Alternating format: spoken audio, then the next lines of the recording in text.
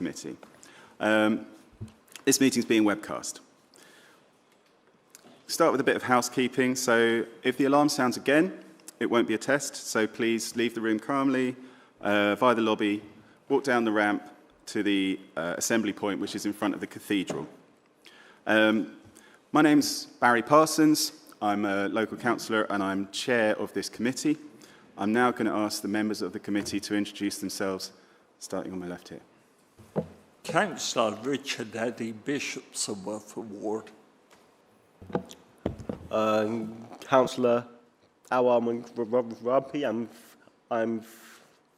I'm filling in for. I'm not quite sure. Do you know who I'm here to fill in for?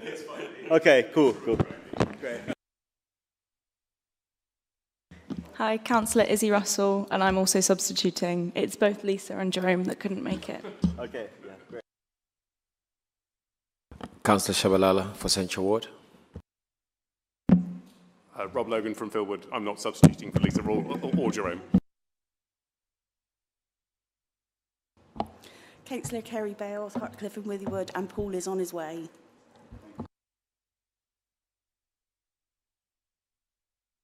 To let everybody know that, that Councillor Gooch has now left the committee and Councillor Peat is joining. Officers are going to introduce themselves as they present their reports. And we have two people from Altair today who are going to talk through the Barton House independent review. Our next item is apologies for absence and substitutions. So, as you've heard, we've received apologies today from Councillors Lisa Stone and Jerome Thomas, and Councillors Al Maghrabi and Russell are substituting. We've also heard that Councillor Goggin is running late, as is Councillor Peat. So, that's the end of the apologies section. So we're going to move on to declarations of interest. So can I ask the committee members, do you have any interest to declare in relation to any of the item of business on today's agenda? Great. Okay. Sorry, actually, I don't know if this is a conflict of interest. My dad lives in a council property. That's fine. That's not a conflict. Okay, agenda item 4 is minutes of the previous meeting. Those aren't quite available yet, so they will be approved at the next meeting. Item 5 is Chair's announcements. So we have a private rented sector strategy consultation, which is currently live. That will close on the 10th of August. This draft strategy sets out how the council wants to work with renters, landlords, agents and other partners to improve Bristol's private rented sector. So please do go online or go to your local library and give us your feedback on that strategy. It will help us to understand whether we're focusing on the right issues, whether anything's missing. Agenda item 6 is public forum. We've got up to 30 minutes available for public forum questions and statements. And all the questions, responses and statements have been circulated to committee members and are published on the council's website. We've also got some copies, some paper copies available in the public gallery if you need them, because we know that that those were published a little later than usual, so apologies for that. We've received 23 questions and 7 statements. For questions, everyone who's submitted questions is permitted to ask up to 2 supplementary questions if you wish. These questions must arise directly out of the original questions or the reply, so not anything entirely fresh. We might not be able to answer everything here and now, so we might have to follow up in writing if we need to get information for you. So I'm going to go through now and look at the list of people who've submitted a question and where people have indicated that they want to attend to speak. I'll call those people. At the end, I'll ask if there's anybody else. So the first person who's indicated that they'd like to speak to their question is Nigel Varley. Nigel, do you have a follow-up for us?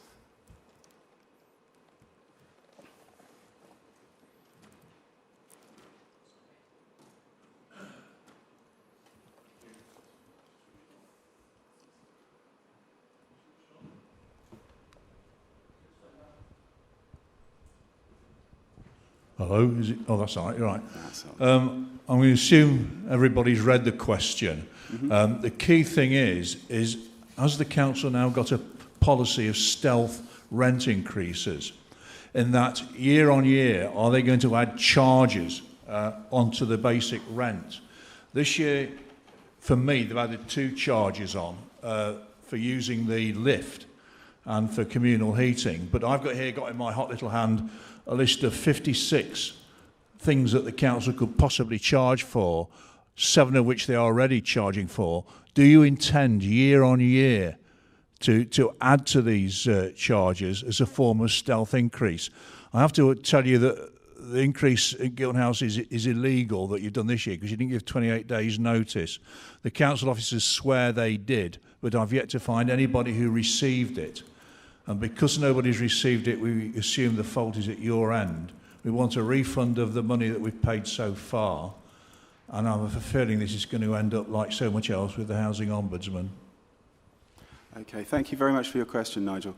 I'll hand over to David in a minute, but just briefly, I think I wanted to say that our approach to service charging is really the sort of an attempt to be doing the opposite of doing things by stealth. It's about being very transparent about all of the costs for additional services that we provide, so that all of our residents can understand exactly what they're being charged for and what service they should receive as well for that, so that they can challenge us if we're not fulfilling that. I'm going to pass over to David, though, who can give a bit more detail on our service charging policy. Good morning. Thank you, Councillor Parsons. I'm David McNulty. I'm the Executive Director for Housing here in Bristol. As you've set out, Councillor Parsons, that's correct. The principle that the Council is moving towards is that quite clearly the service charges the cost and cover the cost of the services provided to the charge. I think historically within Bristol there's actually been an under-recovery against service charges, and so so for a period of time we are looking to kind of move to make sure that we recover those costs and that they're fairly apportioned across kind of residents for the services, because obviously there'll be different services dependent on kind of the nature of different blocks and different homes that service charges applies to. So that's obviously means that for some people those charges will be increasing, but as I say, it's very much working to the principle of the costs being a kind of full cost recovery for the services provided. Thank you, David. And then, Nigel, your second question was about the timing of the notification of these service charges. It's my understanding that those were sent out in the correct time period, weren't they? Yeah, that's right. But we can get some information to you about exactly when those were sent out. Okay, thank you. Okay, I'm going to move on now to our next questioner. So the next person who's indicated that they would like to speak is Biao Zheng. Is Biao Zheng here?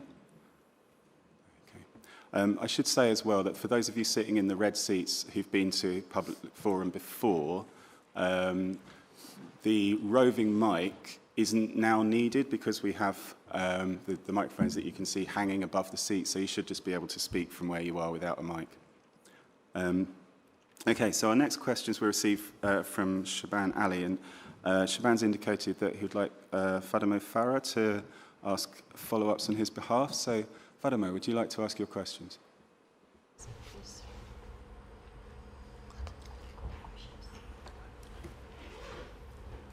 Well, I've asked your colleague to print off everything for me, but I don't see the questions. I'm thinking one second.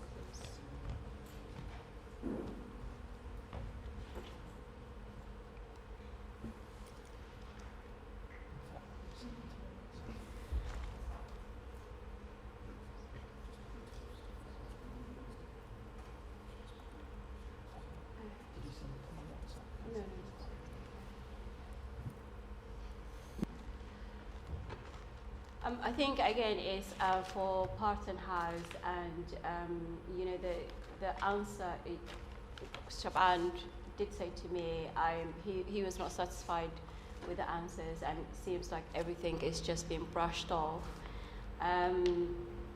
Accountability and rebuilding trust, it will take a long time, and being defensive sometimes is not something that, you know, will help the officers and the politicians, and that's why we are in this situation at the moment and spend so much money on Barton House residents, and also caused so much trauma to our children and families, and putting our lives at risk while you knew that building was not safe. You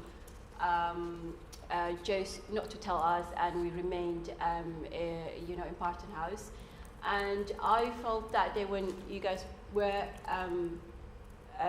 presenting the report,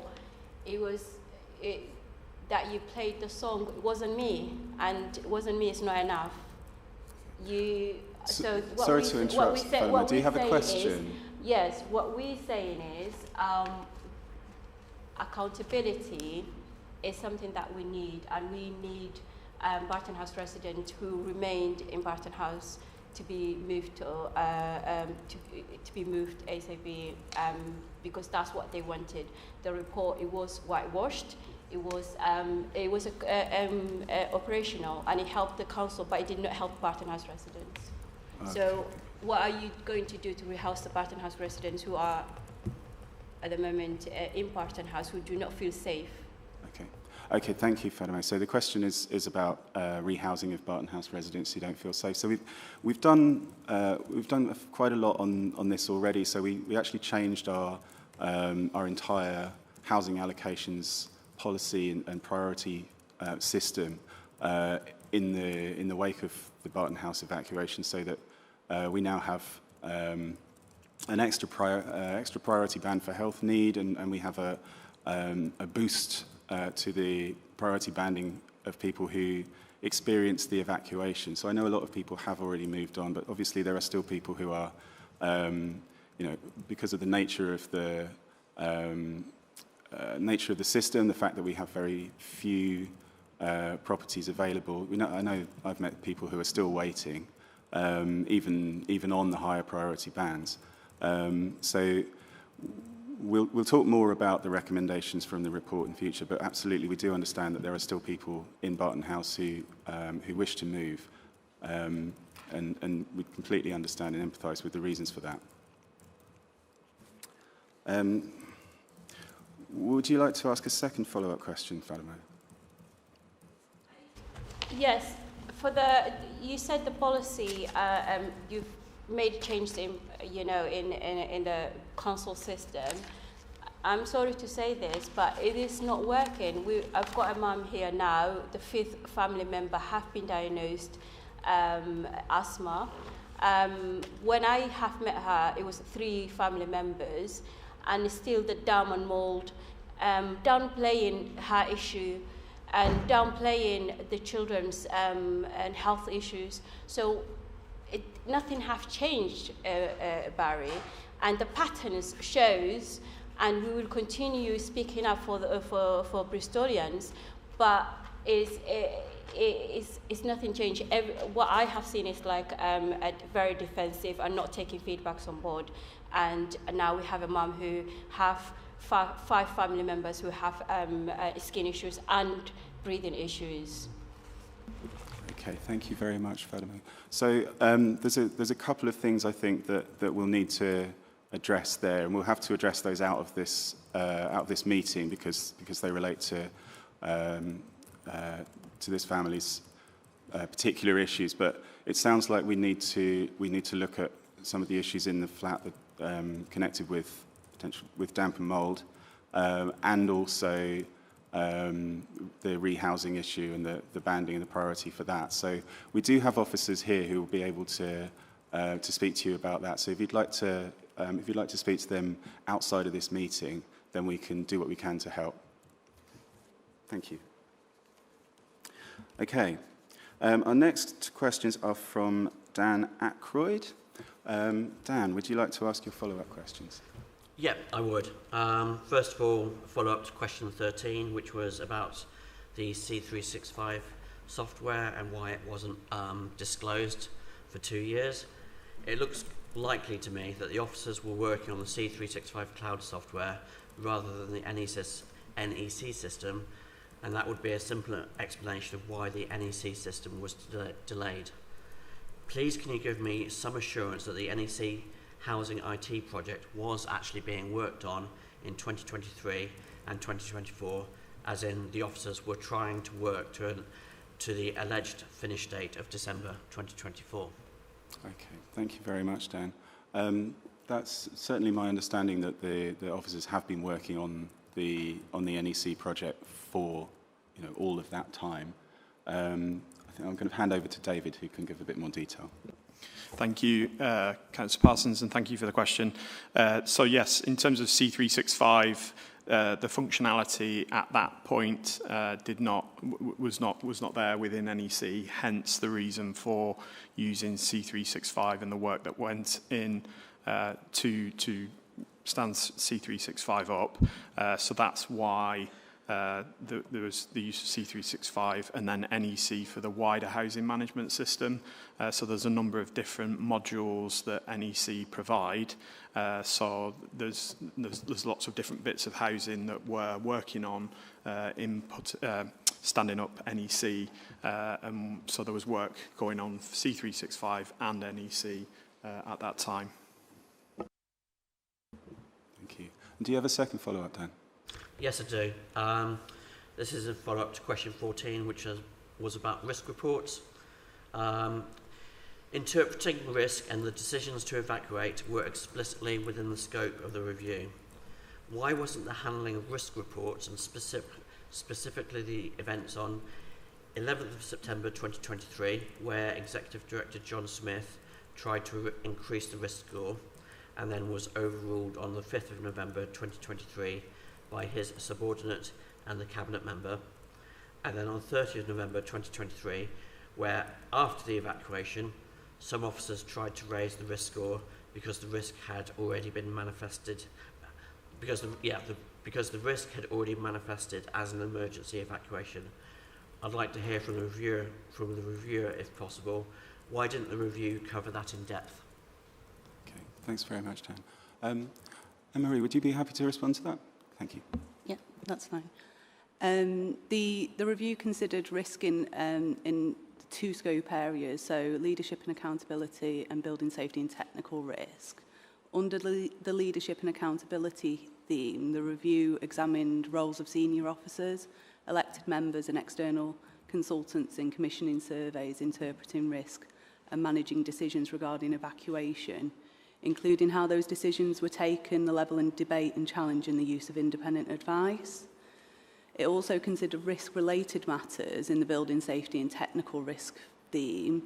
The findings relating to risk are reflected throughout the report, but the review was not a commission to undertake, nor does it provide a comprehensive assessment of risk management arrangements across the whole council. So it's focused very much on the interpretation of risk when it's come to the decision to evacuate and in the approach to understanding surveys. So it's not a detailed overhaul, comprehensive assessment of risk management. Okay. Our next person who's indicated that they would like to ask a question is Catherine Delore. Is Catherine here? No. Okay. So that comes to the end of my list of people who've indicated that they would like to ask follow-ups to their questions. Is there anyone who I've missed? Is there anyone who's here who's asked a question and would like to ask a follow-up? Fatima? Is there any compensations for Barton House residents what they have suffered? Do you think they are entitled to compensation? So we've had quite a lot of conversation about compensation payments to Barton House residents, and I do know that we have applied our compensation policy to everybody who's made a compensation claim. I don't know if officers would like to come in if there's anything more that would like to add to that. I'm not seeing anything, so no, I think that's it. So if there are people who haven't made a claim but think they may well be entitled to compensation, then I'd encourage people to, to contact us and make that claim, and we can, we can apply our policy. Thank you. Okay.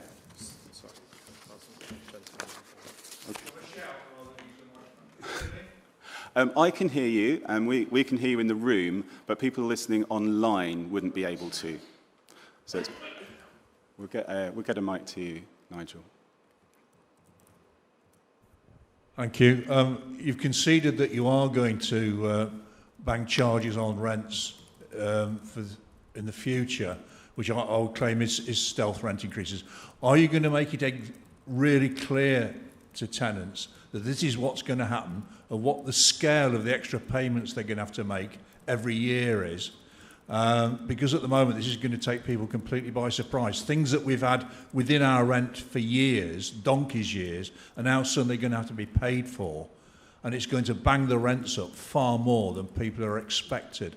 You have to be clear, and you're not. Thank you, Nigel. I think David wants to respond on that. Thank you, Nigel, and thank you, Chair. Yes, as part of the kind of budget setting process for next year, where obviously we set rent increases or propose through to members the rent increases and service charges increase, we will clearly set out our approach to that and make sure that all residents are clear. The rent will not be increased above what we're allowed to increase, so that obviously that's CPI plus 1% is what we'll be working towards for certainly next year and beyond. And then, as I said earlier, the service charges will be in line with the cost of providing those services. So that will be the approach that essentially we put forward for members for consideration, and very clearly set that out. Thank you. Okay, so that's the end of our public forum questions now. So we're going to move on to statements. And I will go through the people who've indicated they'd like to speak to their statement.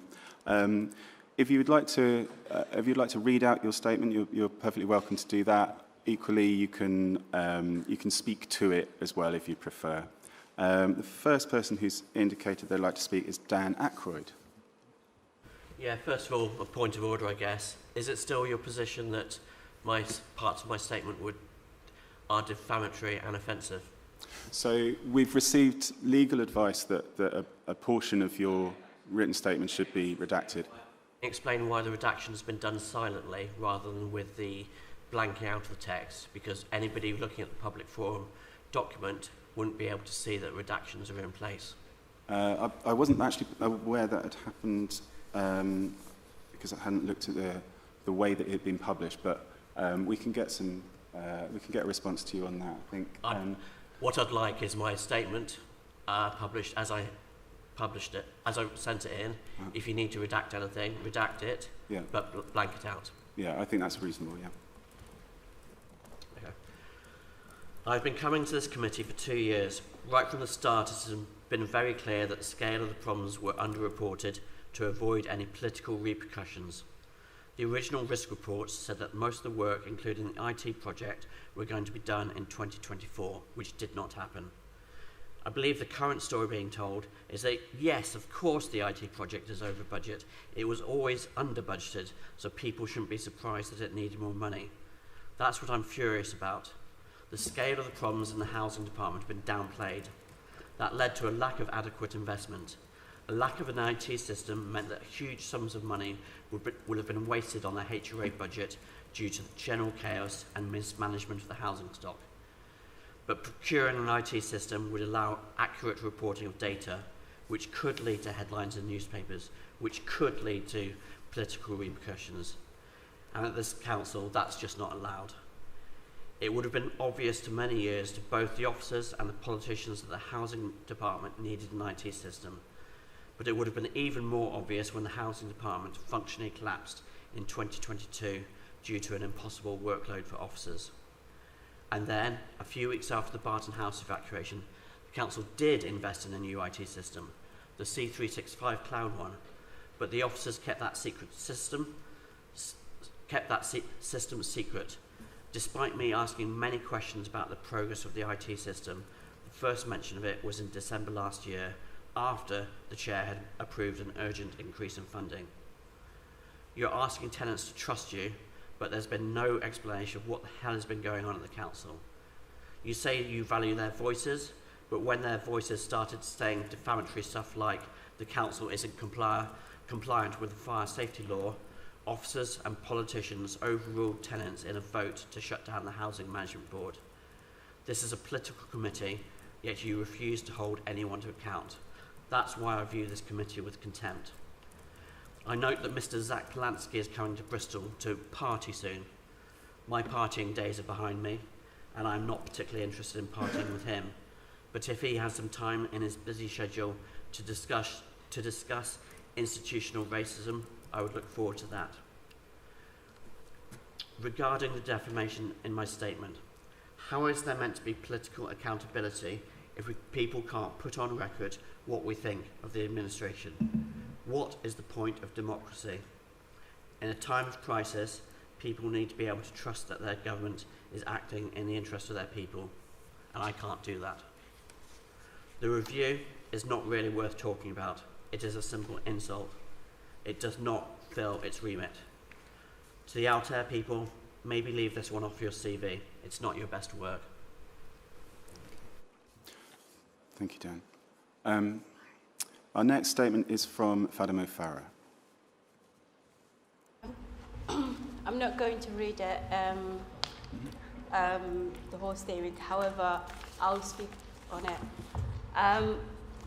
The Barton house evacuation happened for years of neglected, and Bristol City Council senior officers and also the politicians at that time have looked down on us and felt they don't need to tell us all the issues that was going on in Barton House, because they probably didn't think that we could understand and we have the knowledge to understand what is happening in the system. We've been complaining, sending all the concerns that we have. No one listened to us.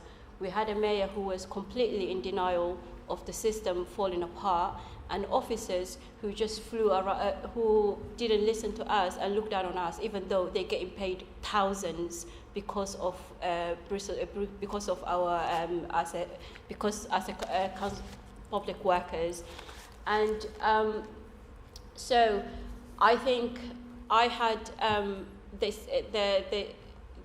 statement that you made the other day saying we need officers to stop looking down on residents is very important, because if what we said is not important and not be listened, then it will happen. A similar thing will happen, and it will cause an issue to our children, to Bristolians. So what I want is Bristol City Council to train their officers, especially their senior officers, to how to take feedback on board and how to listen to people like me who sits down with families, who holds hands with the moms who their children have been admitted to hospital in and out all the time, and the children having anxiety attacks during their GCSE exams. So what I'm hoping to do is I'm offering a training to officers to catch up with what is happening here and come down from their horses. Thank you so much.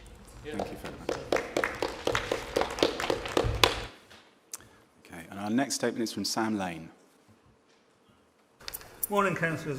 My name's Terry and I'm a member of ACORN. The Renters' Right Act is a landmark of tenants' rights and the biggest change in housing law in the UK in recent times. ACORN have lobbied and fought for this for years. We've been at the forefront of the battle, and things like the Section 21 evictions seemed like an impossibility even years ago to get the ban on that. Today, the Homes and Housing Delivery Committee will be voting on no enforcement fines policy for the private rented sector, implementing new government legislation to ensure more robust rules for landlords who break the rules and higher fines. We have been lobbying the members of this committee on 4 points. Ensuring formal, not informal action is taken.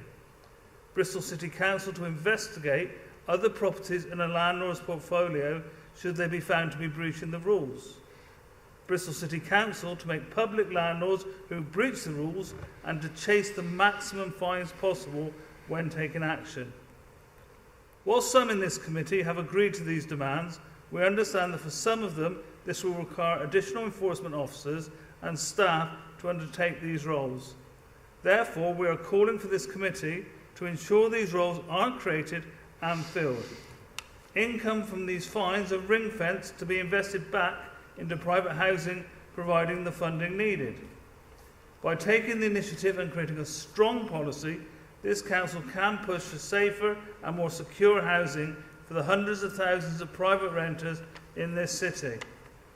Acorn members also understand that this committee have a vote on whether or not to include a 10% uplift on fines from Bristol owing to its higher than average rents, with rents in Bristol being the highest in the country in relation to wages. Acorn are calling for the councillors here to vote in favour of this. Bristolians deserve a fair chance when faced with some of the highest rents in the country, and with additional pressure of the cost of living crisis, there's no reason for this committee to vote against this. Bristol City Council has the chance to set an example as a council taking the needs of renters seriously and ensuring bad landlords no longer have the luxury of charging extortionate rents whilst providing substandard housing. The Renters' Rights Act is the beginning of a more equitable society and was fought hard for by Acorn, and we hope Acorn will ensure its implementation well and effectively by this council.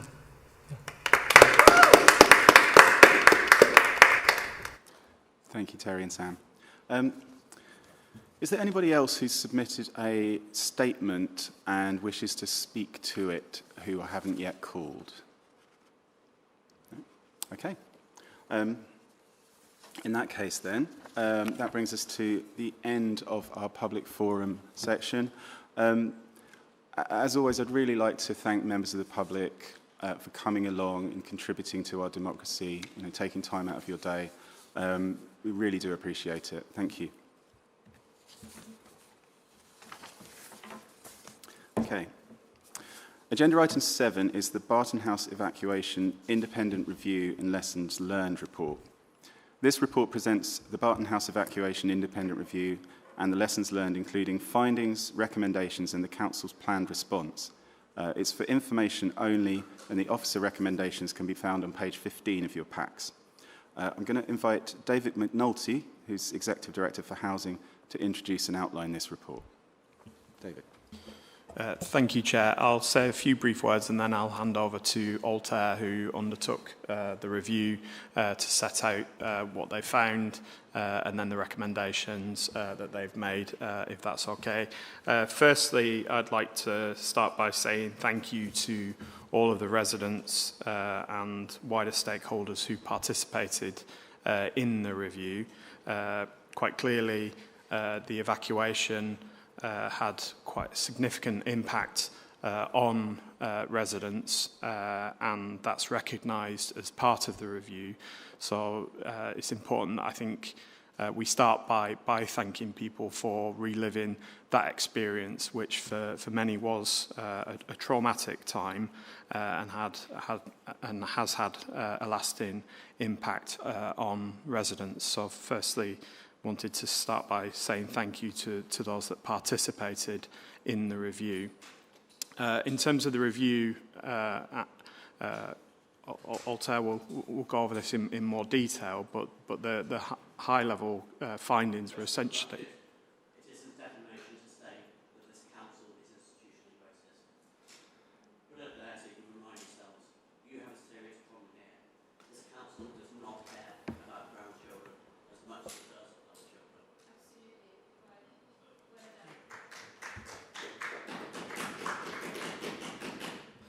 So the decision to evacuate Barton House was correct at the time at which it was made and reflected ultimately the council's duty of care to residents and the responsibility to put resident safety first. The review identifies a lot of important lessons for us as a council and a housing directorate, particularly in relation to the governance, information sharing between teams, risk management, and then crucially how we engage with residents. So it's a really important contribution to the wider work that we've been doing as a housing team to look at the services that we provide, and aligns to other similar reviews of the wider kind of service. So it really is supportive of kind of our wider improvement and the areas that we need to kind of focus in on. As I've said, there was a significant impact on residents that's recognised in the report, and crucially, and it's been mentioned earlier in terms of the questions, the importance now of rebuilding trust with residents at Barton House and more widely in terms of how we support residents and how we manage homes and engage residents in that. And then the review identifies, in terms of thinking about the long-term future of Barton House, how we should do that and how we should engage with residents and make sure that residents are at the heart of that. So obviously the review is looking into the evacuation and the lead up and the lead up to the evacuation, and then how residents were supported. But obviously it identifies that we need to look at the kind of long-term future, and what's identified though is the how we do that and how we work with residents to make sure that we're working with residents on that longer-term future. So I'll hand over to Anne-Marie now to go over the report. Thank you. Thank you, David. The Independent Review and Lessons Learnt report was published last week, and a session was held with residents of Barton House on the 7th of July, alongside Councillor Parsons and David McNulty. Firstly, I'd like to thank the residents of Barton House for sharing their personal experience. I recognise that recounting these events may have not been easy, and your openness has been invaluable in helping us understand not just what happened, but how it was experienced. I would also like to thank the stakeholders and the Bristol City Council team for engaging in open and candid discussions. Their willingness to reflect honestly on what worked well and what did not has been essential in developing a fair and evidence-based review. I hope that this review provides a roadmap for Bristol City Council to improve its approach and rebuild trust with the residents of Barton House. The two recommendations relating to engagement set out clear actions for the Council to take in order to work together with residents. I don't intend to run through the entirety of the review, as it's available in the public pack. I'll focus on the recommendations that Altair makes to Bristol City Council. So in the theme area of decision-making and governance, we recommend, as planned, to establish the Housing Strategy and Assurance Division. We recommend that Bristol improve processes for acting on government advice. In the theme area of building safety and technical risk, we recommend that Bristol train staff in risk, safety and governance, and that they improve how the property and housing teams work together, and that they review the Building Safety Board. In the theme area of resident experience and impact, we recommend that Bristol work with residents of Barton House on the future of the building. And we recommend that residents are provided with the more opportunities to be briefed on the most recent technical assessments of the building. And then in the theme area of operational response and resident support, we recommend that Bristol improve and strengthen tenant data, and that they strengthen major incident planning and scenario testing with residents, and that they improve the communication frameworks for major incidents. I'll now pass back to Councillor Parsons. Thank you very much, Anne-Marie.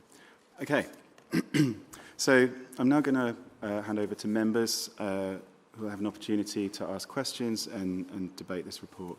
Who would like to start? Councillor Bales. Yeah, don't worry, I haven't got 26 questions today. I'll let you off lightly. But I am really concerned about the impact and the trauma, because trauma is not something you can switch on and off. And there were pregnant women, there were young children, children of all ages, and in one of the appendix it talks about a young person having suicidal thoughts. So I'm really concerned about the trauma, the adverse childhood experiences and the epigenetics, because it's not just the people that were living there at the time. This could affect their children and their children's children. So this could have long-lasting effects on all of the people involved. So quite rightly, we've learned some lessons and things are going to change, but I think that the trauma needs to be really recognised. Thank you, Councillor Bales. I think that's absolutely right. Anne-Marie, did your report make any recommendations or findings around the traumatic impact of this experience? And we see the relationship with the future of the building being a really key part of that. I think that for residents, there's a real appetite to move on and to actually know what's happening with the building. It feels, from my observation, it feels a bit in limbo at the moment, with decisions sort of holding over. The review doesn't recommend demolition of the building. I don't think it'd be right for us to do so, but I think it's right that Bristol take time, and the reason there's a fair amount of time for this recommendation to be delivered, to have meaningful conversations with residents, to understand their views about the future of the building and understand the future of the building themselves. So nothing directly attributed to the trauma of residents, but I think from a landlord perspective, starting to close off some of the uncertainties for residents would be really helpful and hopefully beneficial for relationships for everyone. Thank you.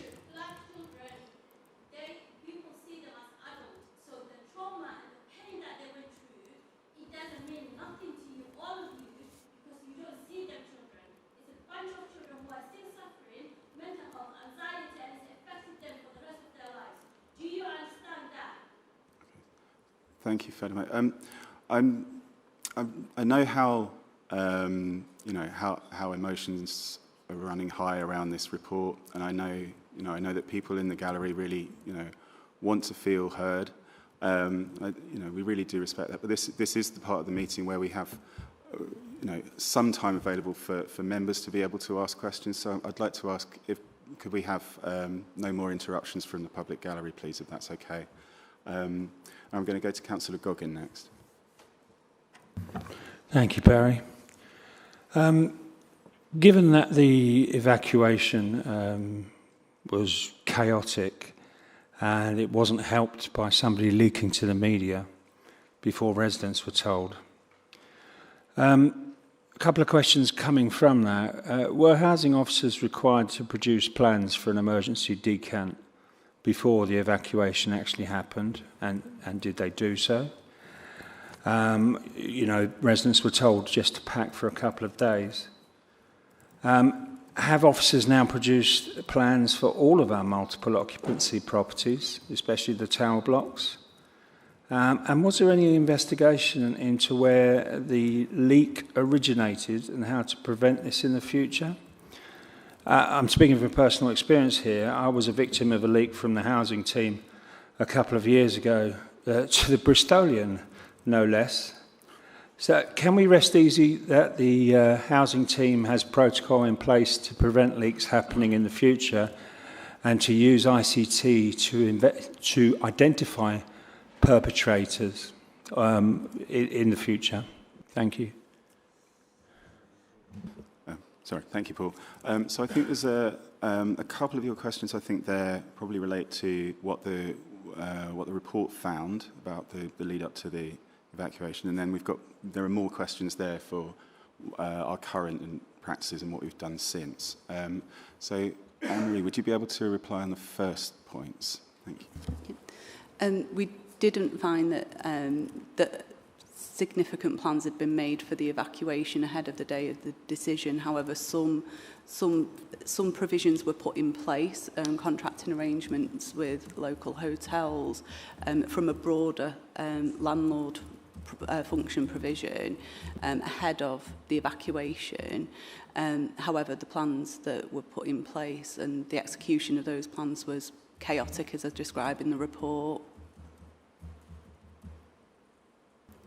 Thank you, Anne-Marie. I'm going to ask David to respond around what what we have in place now around evacuation. So there's been a lot of work obviously happened before this review in terms of looking at the approach for emergency evacuations following Barton House internally, and so I would think that we would be in a better position were something similar to happen again. And obviously there's been other incidents that have happened since the evacuation, different in nature than an evacuation, where we've had to do similar things.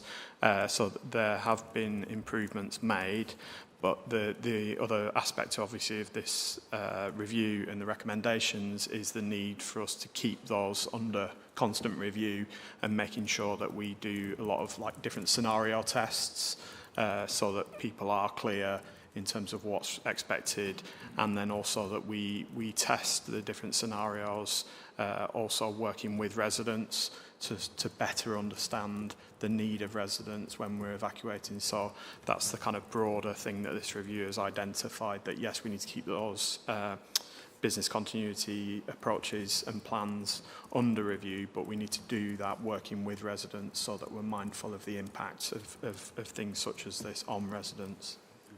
And I'm going to go back to Anne-Marie, if that's all right, about the leak. Would you be able to talk about what you found about the leak? We didn't identify the source of the leak. We anticipated that would be the case on starting the review, so when we had initial conversations with residents at the scoping stage, we talked about the chance that they would receive a report that wouldn't identify where the leak came from. So yes, unfortunately, there's nothing more to say on that matter. Yeah. Which, I understand is, it's very frustrating. And just to answer my question about what the protocols are in place now to stop it happening again.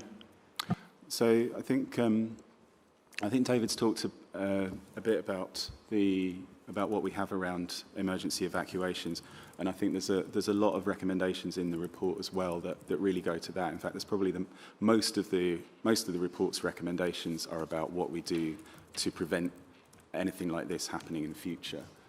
David, do you want to? It was more about how to prevent leaks in the future. Oh, how to prevent leaks. I see. Yeah. Sorry, Thanks. I misunderstood. David. I think obviously that's governed by the Officer Code of Conduct, and in those instances where people believe information has been released without the appropriate authorisation, then that needs to be escalated. If it's in the housing space, through to myself to deal with, and we will kind of proactively deal with that, because what's important here is that these are big decisions that have big implications for our residents, and so we need to be able to have those conversations internally within the council with confidence, and you as members have confidence in the consideration of such matters, and that things aren't being kind of released without the appropriate oversight. So obviously this has happened, and that is deeply regrettable because of the impact that had on the evacuation. And so the ongoing point would be, if there are any such incidents that members are aware, then report them through obviously to myself and we will deal with those. Yeah. I mean, I think one of the things that this really demonstrates is the incredible amount of harm that a leak like this can cause, and I think it's something that we have to be really, really, extremely mindful of as a council, as members, as officers. I'm going to go to Councillor Al Maghrabi next. Thank you. I might actually like to ask about the compensation package, and if mental health help is included in that package, or if the people of Barton House who had that trauma, if the council can actually help them out, provide them with specialist support? Thank you. Thank you, Al. I think that this is something that was covered a bit in the report, wasn't it, Anne-Marie? Because certainly at the start, I think support for residents' health, including their mental health, was pretty poor. But that did begin to improve over time, I think. Do you want to talk a bit about that, Anne-Marie? During the period that residents were out of the building, there was a menu of options for mental health support, as well as some support in relation to, especially those who were living in the hotel, getting out, and activities that were happening across the city, and support that was provided in relation to transport to those activities. The uptake of that wasn't particularly high. We found, so that was one of the things that sort of wrapped up at the end of their, but effectively we'd found that mental health support had been put in place, but it just hadn't been accessed. And there's obvious barriers to accessing mental health support. Some people would choose not to do so if it's through their local authority landlord, and they may access support from other sources around the city. So our finding was that it wasn't accessed as much as potentially it might have benefited people, but knowing that balance when it comes to mental health. So yes, that's what we found. Apologies. Councillor Reddy. I have some general comments and a question specifically to Anne-Marie, and then a final point, if that's okay. Firstly, many thanks to Walter for the work you've done and the recommendations of call. I am relieved that and pleased that the authority has accepted them in full and is indeed well on the way to implementing many. That's important. And I also thank you for comprehensively liaising with officers, former officers, and most important, Barton House residents. And I think it's so important. This report was shared with Barton House residents last week first before coming here. That's key, of course. And I agree with Kerry that the trauma experienced by Barton House residents can't really be downplayed. One understands. Clearly, it was good to hear that the appropriate decision about the evacuation was taken in the light of all the circumstances. But there were very key learning points to know. One of those, and I've spoken here before about culture per se in the service, and I know significant efforts are being made to change that now. But you remark the culture is described as out of step with sector norms. Now, there's some detail in the report, but could you verbalise that a bit? Anne-Marie. Yes. Post-Grenfell, our observations of cultures of safety teams is that they highlight risk very quickly to leadership. There's concerns about sitting or understanding reports that highlight any risk with any building and not responding to it in a structured risk assessment way. So our observation was that it's out of step with what we've seen with other organisations, which, if anything, post-Grenfell has been a flurry of escalation of risk into leadership. So that was our observation. It's very different to other property divisions that we'd seen in other organisations. Thank you for that.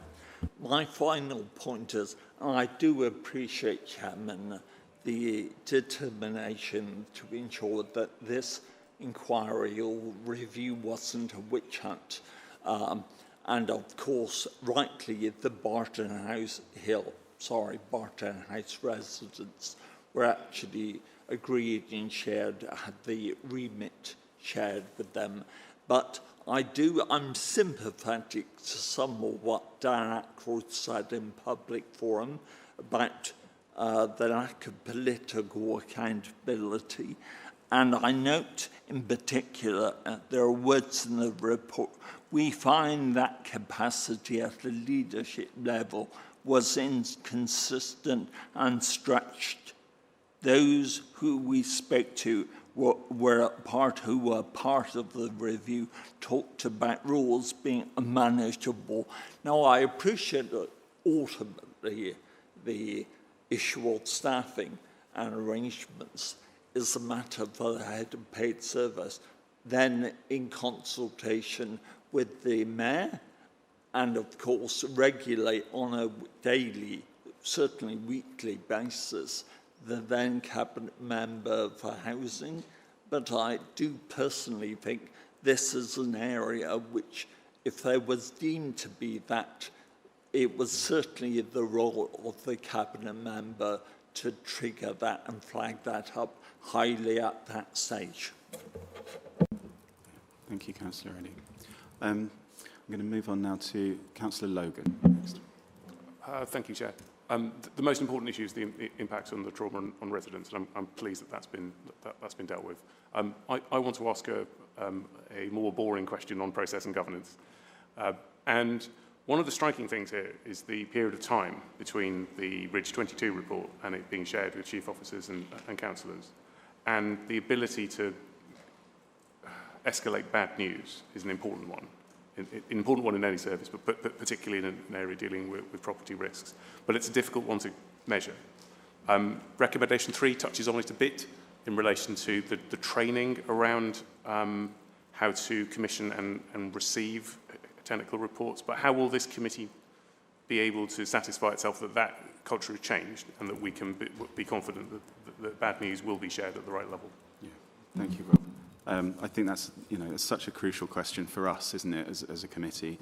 And I think a big part of the answer to that really has to be around the way that we organise the governance of risk and assurance. And I'd like to ask David if he could respond a bit about what we're doing around risk management, risk governance.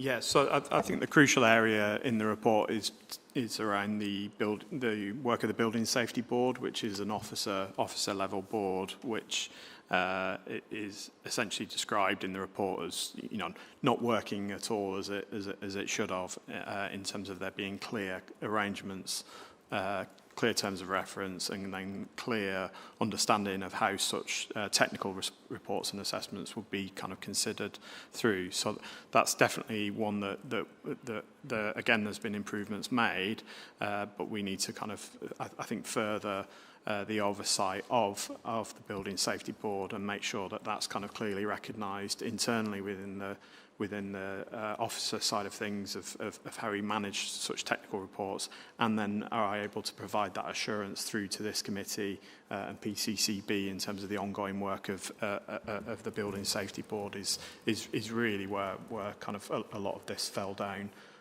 in terms of what the report identifies. So that for me is the key bit that we need to focus on, and there's the recommendation set out there around reviewing the work of that board. Thank you. I'm going to go to Councillor Shabalala next. Thank you. I think for me, looking at this report, it's good steps to at least articulate some of the issues that have been raised. However, as mentioned, clearly the resident voice doesn't stand out as much from the way that the report has been produced. But there has been some significant changes. Obviously, we've seen from the housing team in terms of the restructuring of staff. I think that is there to address the seriousness of the ombudsman and also having that staff capacity to oversee different directories. I think that's a good step and gives us the right capacity. And also having seen the home choice adjustments that then also followed through from the Barton Hill recommendations, or what residents were saying, that adopted that and followed through.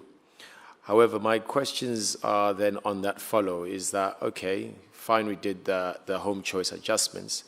What has, and we also made the health impact assessments. So how many of those health impact assessments have actually taken place in Barton Hill? And from those assessments, what are the pathways that those residents have had in terms of new housing allocation? I think that's quite an important element to understand. And how quick or how short was that allocation process for them? Secondly, when we talk about compensation, the report mentions 34,000 for 14 families for over 57 nights. I think the compensation that the residents are talking about is completely not on that basis. It is not on the basis of the evacuation. It is a completely separate argument about the approach, what happened, the trauma, which is not within this report, unless there's some other number that talks of compensation. But having read the report, this is the only place where I see the communication of compensation. So that, 14 families in that high-rise block, I don't think those numbers stack up. My ward has at least got a minimum of 15 high-rise blocks. So I see this report in a very serious light, because at any moment a situation like this could happen to my residents. Now, as much as I see the structural adjustment in terms of senior leadership, on the ground floor, when you look at housing officers, when you look at caretakers, when you look at waste removal, when you look at the most basic things, when you look at the impact assessment here, it says that communities and those living in council houses have got 27% satisfaction with the council. Yeah, 27%. Now, that means we've got a long way to go to really show that the top change is making significant difference for every single resident that we'd like. The other point that's mentioned here is that there wasn't really a prioritization for single men in terms of being supported. So I'd like to understand, when we move into that major incident scenario planning, how would that kind of play out? And also when we look at English not being a second language, how would we ensure that there's clear and effective communication to make sure that residents are fully aware of what's happening? Now, David, don't get me wrong. I know the stuff that Mark has been doing in terms of resident engagement and the team. I've read the documents, I've been involved in it, but I think we've got a huge disparity about what's happening on the ground and the policy. And when residents kind of represent themselves to talk about that, they bringing that frustration that is not necessarily happening on the ground. I would equally be quite interested in seeing the service level agreements, not the service level agreements, what do you call it, Nigel? What were you talking about earlier? Service charges. Service charges, that's it. When we actually analyze the service charge to understand by different blocks or different wards, I don't know how you want to create a plan about it, what does it actually mean for residents so that they know that the waste is going to be removed because of X, Y, and Z? I think at this point in time, residents are getting consistently frustrated with a lack of inaction. Although we know that we are creating the action, they're just not seeing it. So we need to find a way of putting those things together, and then we can have better resident satisfaction. But if you can just highlight on some of those points about the compensation and your thoughts on that, and the single men element of it, and the allocations, that'd be fantastic. Thanks. Okay. Thank you, Sibs. Anne-Marie, would you like to respond then about some of, I think, some of the inequitable impacts that I think you found, as well as the point about compensation?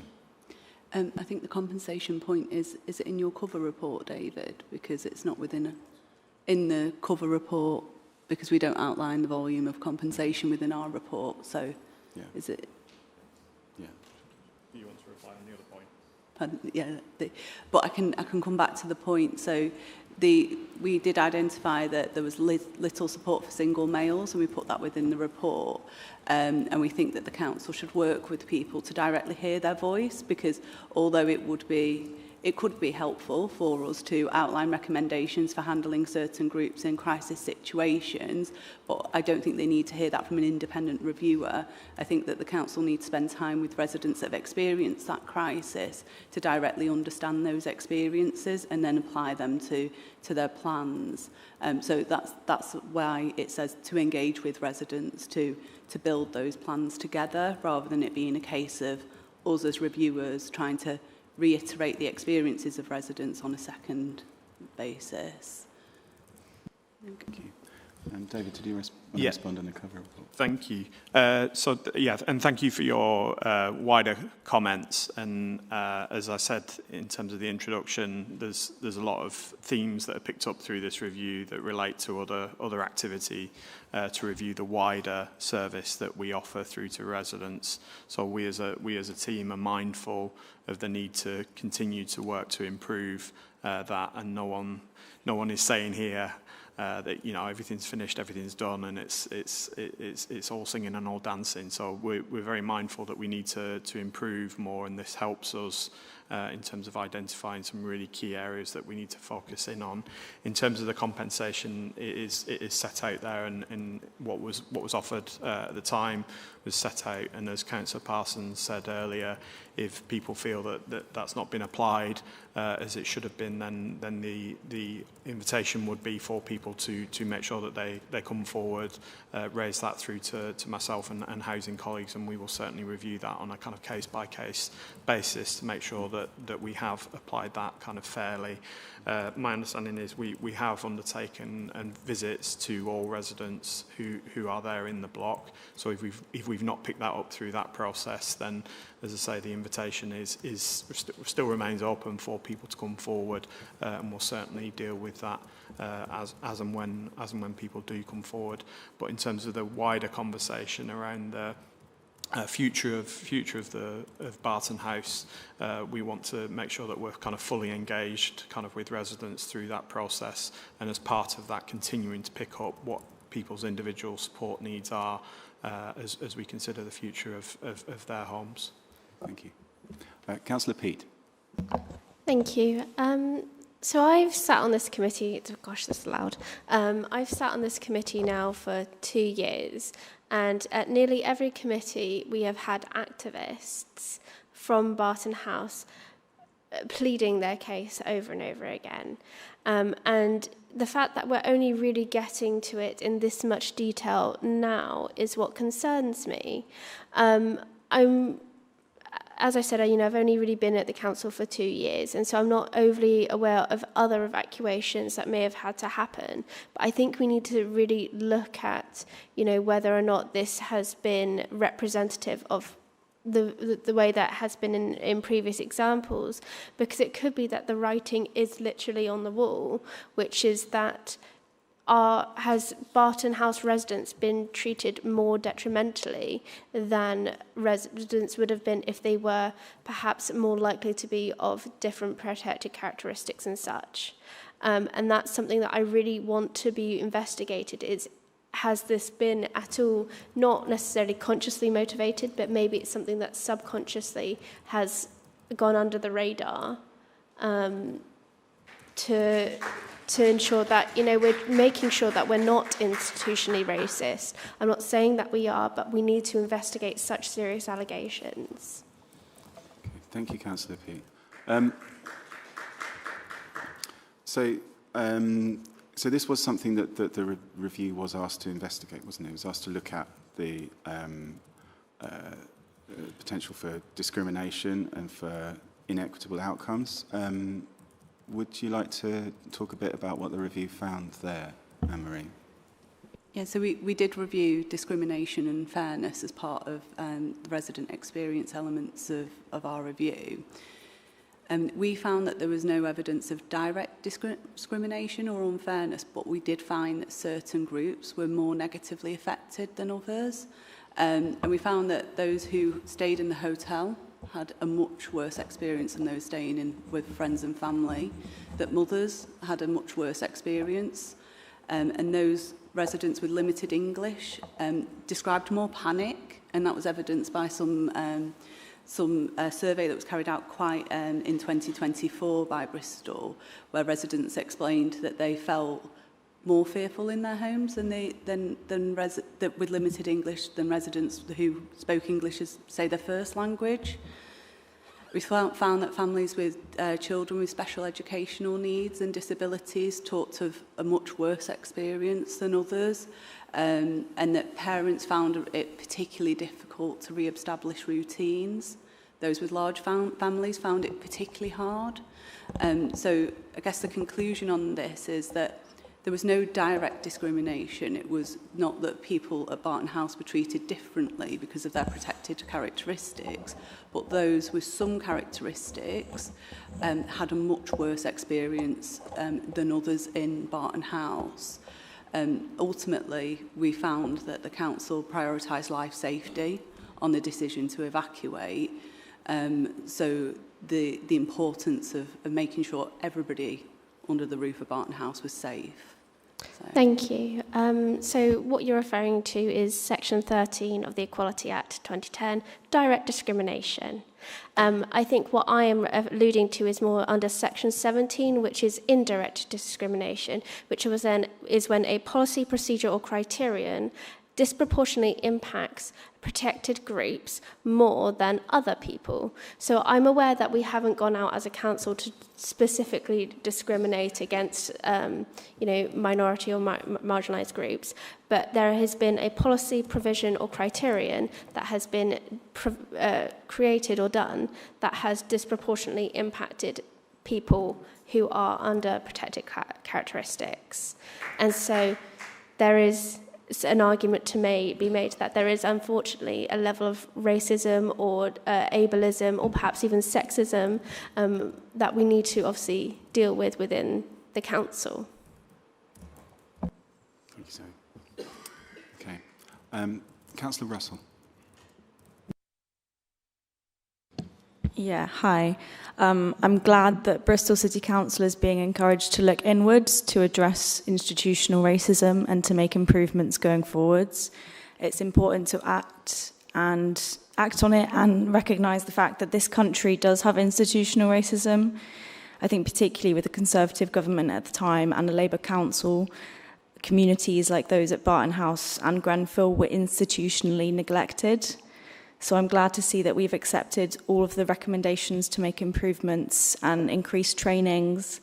I hope that this is reflected on across all departments and not just housing. I also hope that the media can reflect on their institutional racism and their intrusive reporting, particularly on a traumatised community. Al has already touched on this, but I was going to ask if there was any ongoing support for the mental well-being of residents. For example, support groups, access to counselling, and this being proactive outreach, because certain demographics might not embrace, a link to counselling or a number for Samaritans. Also, finally, sorry, I've got lots of points. I worked at the University Students' Union at the time and would like to recognise how the student international community came together to support residents and assisting with translations. I thought that was just an example of the Bristol community supporting each other that was really powerful. Thank you. Sorry, there was a lot there. No, that's fine. Thank you very much, Councillor Russell. So there was a question there about what ongoing support for residents' mental health exists. I know from my own experience that there were referrals to mental health services that were being made at the time. Beyond that, I think we might have to get back to you with more detailed information. Thank you. Okay, thank you, everybody. I'm going to move us on now to the recommendations from this report,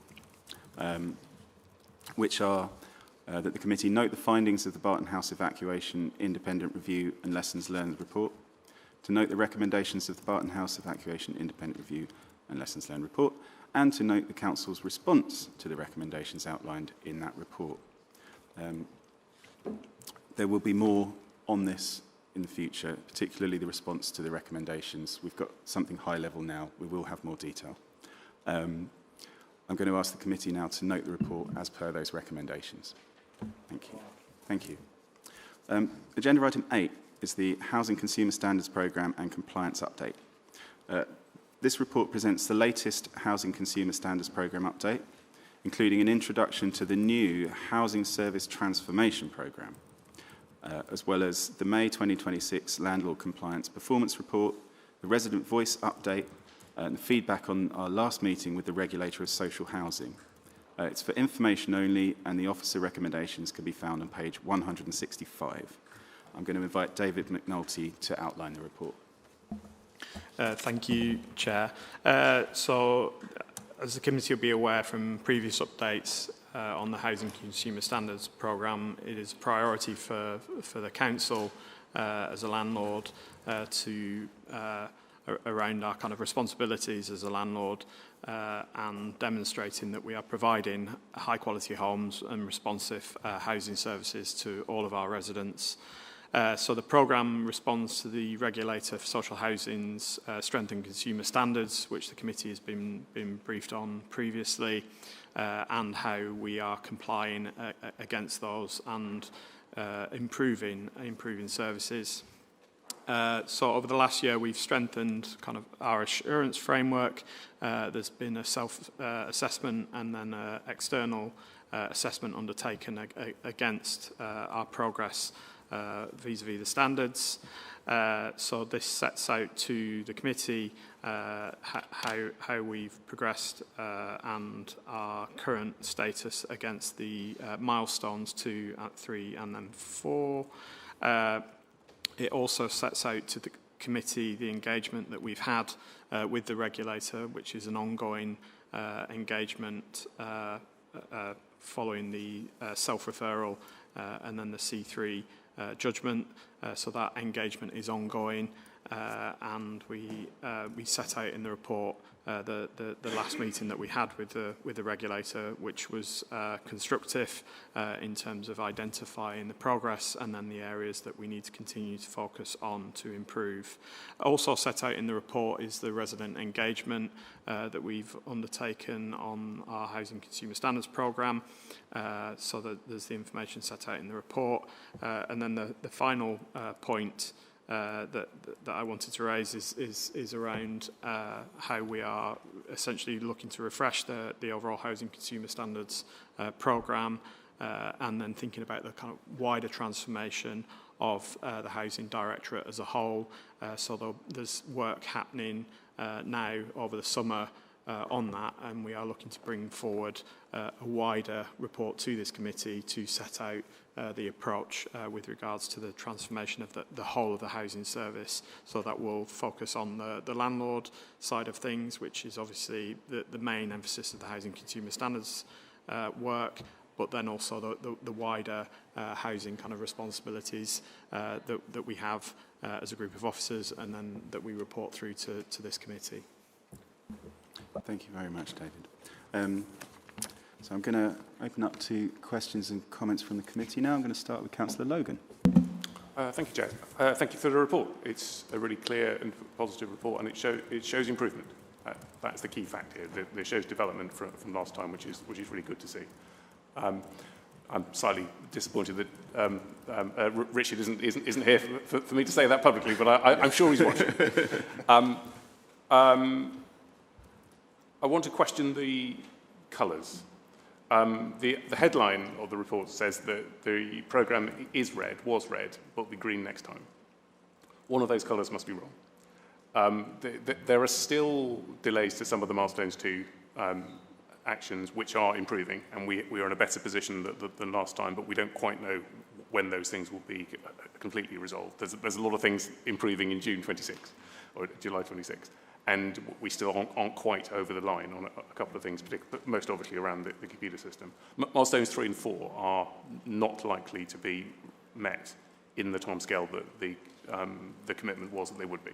So it's likely that they will be delayed, and it's likely that they will be met according to the schedule, according to the discussion with the regulator. So this is going in a good direction. I would be more comfortable in saying that either we're amber now, we'll be green next, or we're red now and we'll be amber next time, we'll be green the time after that. I think that is probably more likely.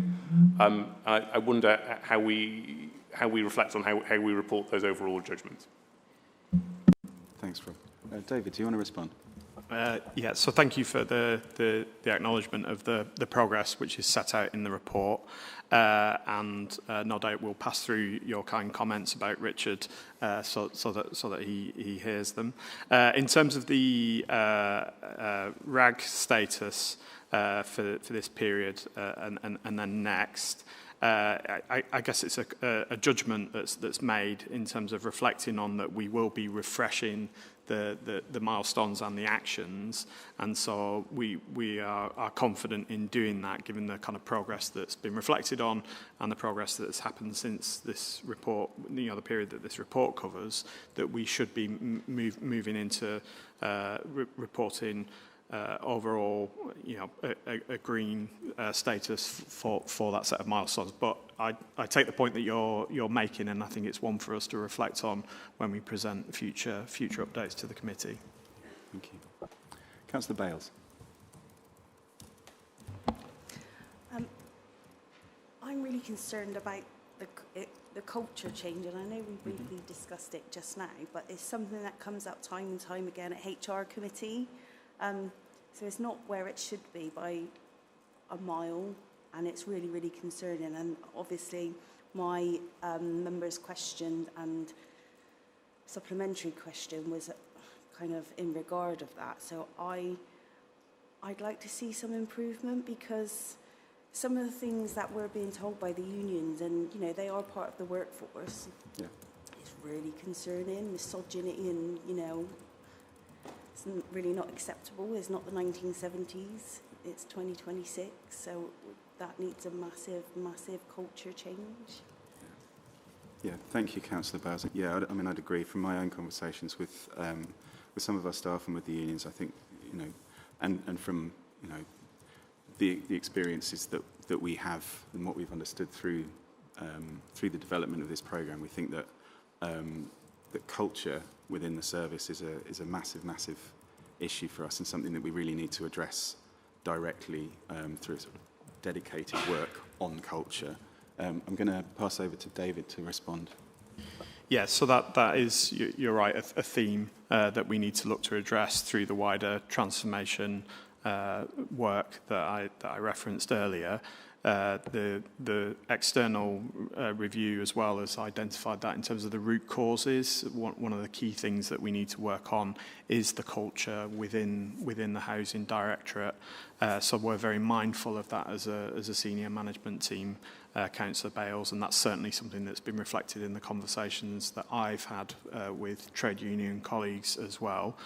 So that we need to have a very sharp focus on that as we develop the wider transformation programme that I've referenced, and that's definitely something that we want to be kind of more explicit in making kind of progress against. I think up until this point, our kind of response, not wishing to be overly critical of colleagues, has been transactional in terms of the specific things that have been identified through the judgment. So we've been responding to the specifics, whether that be gas or electrical inspections. So we've been quite specific in the way in which we've responded, and that's why we need to now broaden out our focus to those wider themes and wider issues, and certainly the investment in the management capacity that's already been referenced in today's committee will help with regards to that, but we need to do more, so that's acknowledged. Yeah, Kerry, come back. It's been a real bugbear of mine for quite a long time, the lack of women that do repairs and things like that. And if we want to encourage more women in those industries, we can train them up, and they're not going to come forward to do that training and to work in that industry unless we get the culture right. So it really needs to change. Yeah, absolutely. Completely agree with that, Kerry. David, do you want to say anything about that briefly? No, just I couldn't agree more, really, with the question. It's certainly something we want to consider as part of our approach. I'd only slightly temper it by saying it's not a unique problem to Bristol, unfortunately. There is a sector-wide thing in terms of housing around the diversity of the workforce, but it's certainly something that we will be investing in as much as we possibly can to make sure that we diversify our workforce and that it's reflective of the communities that we serve. Yeah. Thank you. Thanks very much. I don't see any further hands. Has anyone got any further questions or comment? Okay. All right. In that case, I'm going to move us on to the recommendations, which are that the committee notes the Housing Consumer Standards Programme in Section 1, the update in Section 1, the May 2026 Landlord Compliance Performance Report in Section 2, the Resident Voice update in Section 3, and the update from the latest regulatory review meeting in Section 4. Can I ask the committee to note the report as per the recommendations? Thank you. Agenda item 9 is the quarterly performance report. That's for quarter 4 of 2025-26. This report presents an update on the latest quarterly performance measures relevant to this committee, focusing on Tier 1 measures, including business plan metrics and actions, plus selected Tier 2 metrics. This report is for information only, and the officer recommendations can be found on page 227. Yet again, I'm afraid, David, I'm going to have to invite you to outline the report. So I'm going to ask David McNulty to speak.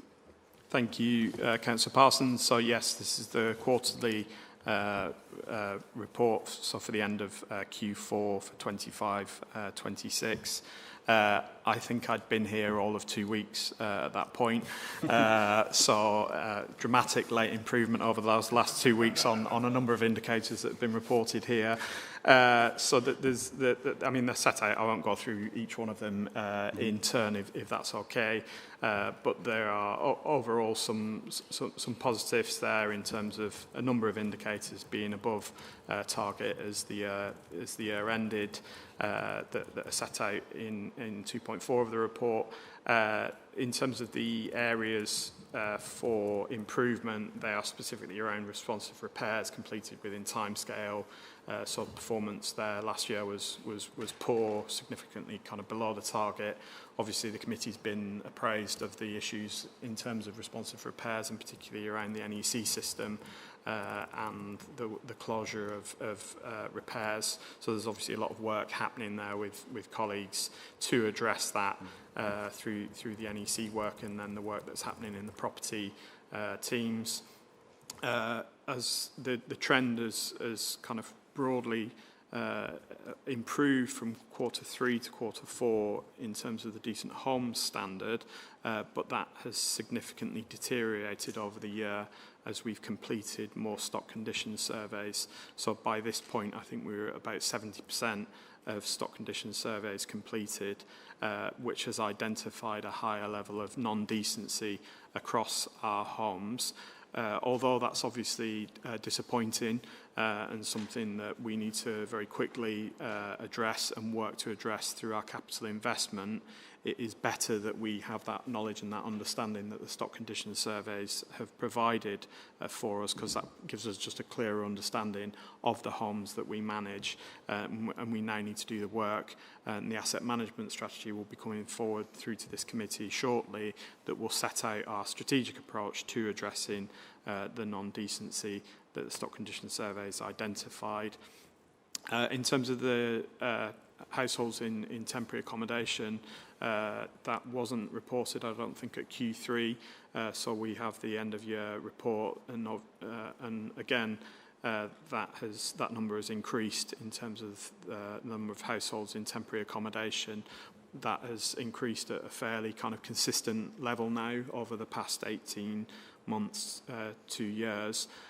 So that is significantly above the number of households that we targeted. And so there's obviously the work through the transformation programme, and then the work that we'll be discussing later as to how we'll hopefully address that area. And then in terms of rent arrears, again, that is significantly higher than target. That figure now, though, includes both rent arrears in relation to our landlord side of things, and then also households in temporary accommodation and our arrears performance. So there's an element to which that's not a like-for-like comparison, because we're now including all areas of housing in terms of our responsibilities around arrears. Relet times is again above target, but has remained fairly stable throughout the last year, and is presented there. And again, that's an area that we need to focus on to reduce down the end-to-end time for which we turn around homes and relet. I'll leave it at that. Thank you very much, David. Do I have questions or comments from members of the panel? Councillor Bales. I'm interested in the application process, because people move for all kinds of reasons and they apply to the council to be rehoused for all kinds of reasons. So from the time you apply to being, how long has it taken to assess the applications? I'm particularly interested because at the last committee, or after the last committee, I contacted the council about a particular case for reconsideration, and that case hasn't been, it's kind of been left in limbo, and I think that's quite urgent. So that person is just, you know, they don't have the answers that they need, and I don't feel that that particular case is being given the urgency that it really needs. So how long does it take to assess an application, and is there a backlog? Thank you, Councillor Bell. So this is about home choice applications you're asking about? Yeah, okay, great. Paul, would you like to introduce yourself and respond? Thank you. Yep, happy to chair. So I'm Paul Sylvester, Head of Housing Options. Thanks very much for your question. Yeah, we have got a backlog on home choice applications at the moment. We aim to make assessments within 4 weeks. It's several weeks above that, but we do have a method. It doesn't sound like it's worked in this situation of escalating and prioritising assessments of ones that we need to do really quickly. But just to be clear, we mitigate any impact on people whilst there is a wait. The date that they're put into that band is the date that they've applied. So the fact that there's a bit of a backlog doesn't impact on their opportunities for moving. And we all know, unfortunately, it takes a long time to get housed through home choice anyway. Yep. Thank you. Councillor Shabalala. Yes, thanks. Just wanted to acknowledge the new data insight from the rent arrears. I think that's a huge help in understanding financial issues that our tenants are having. So it's great to see that since the implementation of the NEC, it's also improving the dashboard. I wonder which other indicators we'll see that we currently haven't seen before, and how they will inform further decisions. But however, looking at this one at the moment, one of the issues that comes up here is that also the data from the NEC has not necessarily transferred onto people's dashboard. So that means some people are trying to log in, but they can't actually see their arrears. So just from this point here, it says, anyway, people can also see their own arrears. Be interesting to understand how many households are we talking about here, and what's the total deficit in terms of debt. Like we've seen with the homeless and the housing support element of people going to go support people, maybe they need access to work or whatever it may be. I'd like to understand, so what is the solutions? Now that we've got the insights, what are the solutions we're using to go and actually support people if they're in these financial constraints? Is it that maybe they've just recently lost their job and they're trying to get onto universal credit and they can't? Like, what are those additional issues that we could help address? Do you think that's something that housing officers are helping with? Do you think that's what residents themselves are trying to deal with? So now that we can identify the problem, we need to understand the scale of the problem, A. Secondly, how do we mitigate from that? Thank you, Sibs. Okay, so there's a question there about the scale and numbers of cases and things. I think we probably have to get back to the committee with information about those numbers. David, would you like to respond a bit about mitigations, what we can use this data on rent arrears, how we can use that to support our residents to hopefully to clear and hopefully avoid getting into rent arrears in the first place? Yeah, as I say, it combines the landlord side of things and then the temporary accommodation side of things. So Paul may wish to come in on the TA side of things, because obviously there's difference across such a large group of people and households. But you're absolutely right in terms of having that visibility is key. So there are, through NEC, that's now the real opportunity. We've got a lot greater insight into our arrears across all of the different households that are unfortunately in that position, and there are different reasons as to why people are in that position. What's highlighted in the report is the recent recruitment that we've been undertaking in terms of the head of service for income. So part of that new role will be to think through actually what are the opportunities to support our residents and improve the support and the referrals that we can be making to partner organisations to support households, because ultimately our goal is to sustain people in terms of their tenancies and support people if they're in difficulties. So that's the first port of call for us across, whether that be the landlord side of things or temporary accommodation side of things, that we are supporting residents. So that additional insight through NEC and then the capacity of the head of service for income will be kind of really progressing that work. So I don't know, Paul, do you want to? Yeah, thanks, David. Yeah, just a couple of things for me around people in arrears in temporary accommodation. So we recognised some time ago that clearly this is a challenge for a lot of people who become homeless for various different reasons. And we've invested additional resource in creating what we call a move-on team, which supports people whilst they're in unsupported private sector TA. One of the key things that they're doing is around addressing and removing the barriers to move on, and part of that is around income maximisation and getting on top of arrears. We've got actual people working with those clients, and we've got some members may have heard of our rather excellent welfare rights and money advice service called RAMAS, who do some. I know Paul's nodding. There you go. And who do a lot of good work in terms of benefit maximisation and take-up, particularly for people who either themselves or have household members with disabilities.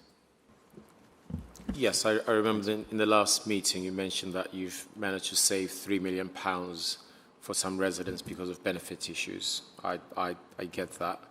I think my question here is more, you've mentioned that you've added additional capacity, but if we don't understand the volume, so how much is the debt, how many properties are we talking about, then we don't understand if that new staff member, one staff member covering 1,500 homes makes a difference or not, or just a starting point. So I think it'd be good to understand a very clear matrix of it so we can see capacity, solution, so, is it actually delivering on those needs, or is it just,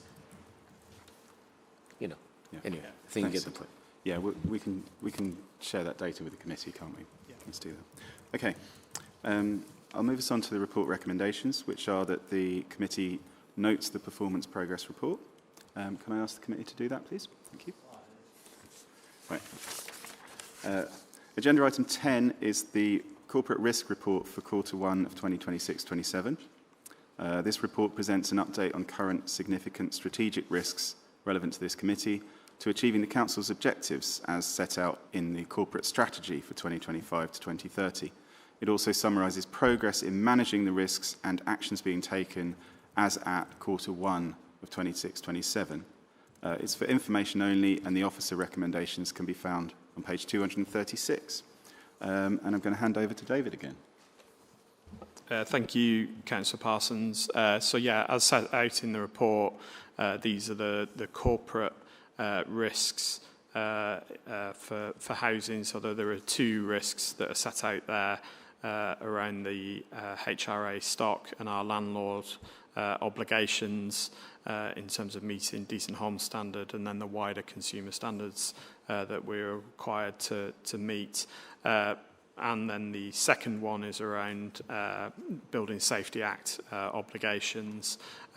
Both of those risks are stable between Q4 and Q1, so I'll leave it at that. Thank you very much, David. Do members have questions? Councillor Logan. Thank you, David. I want to understand the difference between when something is monitored at the corporate level and when it isn't. So we have two risks, as you say, on the corporate register. One, HRA stock risk scored 28, and one, the Building Safety Act risk scored 21.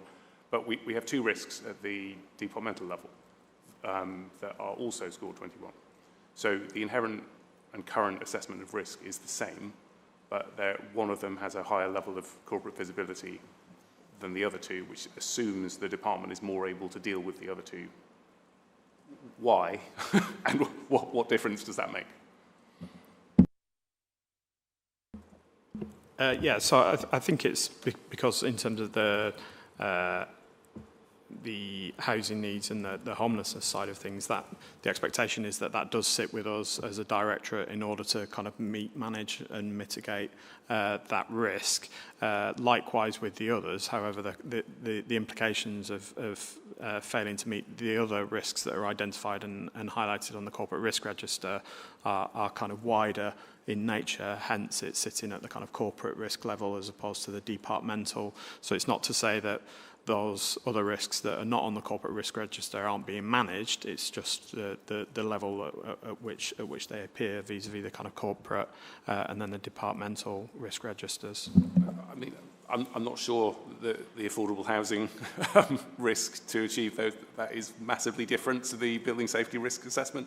And I think that if the assessment is that the inherent level of risk is the same, it is inherently surprising that the visibility isn't the same. Yeah. Thank you. Thank you, David. Yeah. Can we take that away and we can have another look at the risk report for next time. Councillor Goggin. Thank you, Chair. So the risks to homeless spend on temporary accommodation are being de-escalated. Again, sort of linking in to what my colleague has just said. I'm wondering what is the impact of this and will it continue to be reported in the same way? And obviously, the risk to homeless spend on temporary accommodation is massively linked into the affordable housing risk as well, because obviously we need to build more affordable housing and more social housing to be able to take people out of temporary accommodation. So I'm just wondering how this is going to be dealt with in the future, and to a certain extent, why has it been de-escalated? Yeah. Thank you very much, Councillor Goggin. So I guess probably the first thing to say about this is that the de-escalation of that risk is a positive story about the success of our Tackling Homelessness programme and the way in which we've been able to reduce subsidy loss on the temporary accommodation that we provide while providing better quality accommodation for homeless households. But I'm going to ask David to talk a bit more about that. Yeah, I think that's right.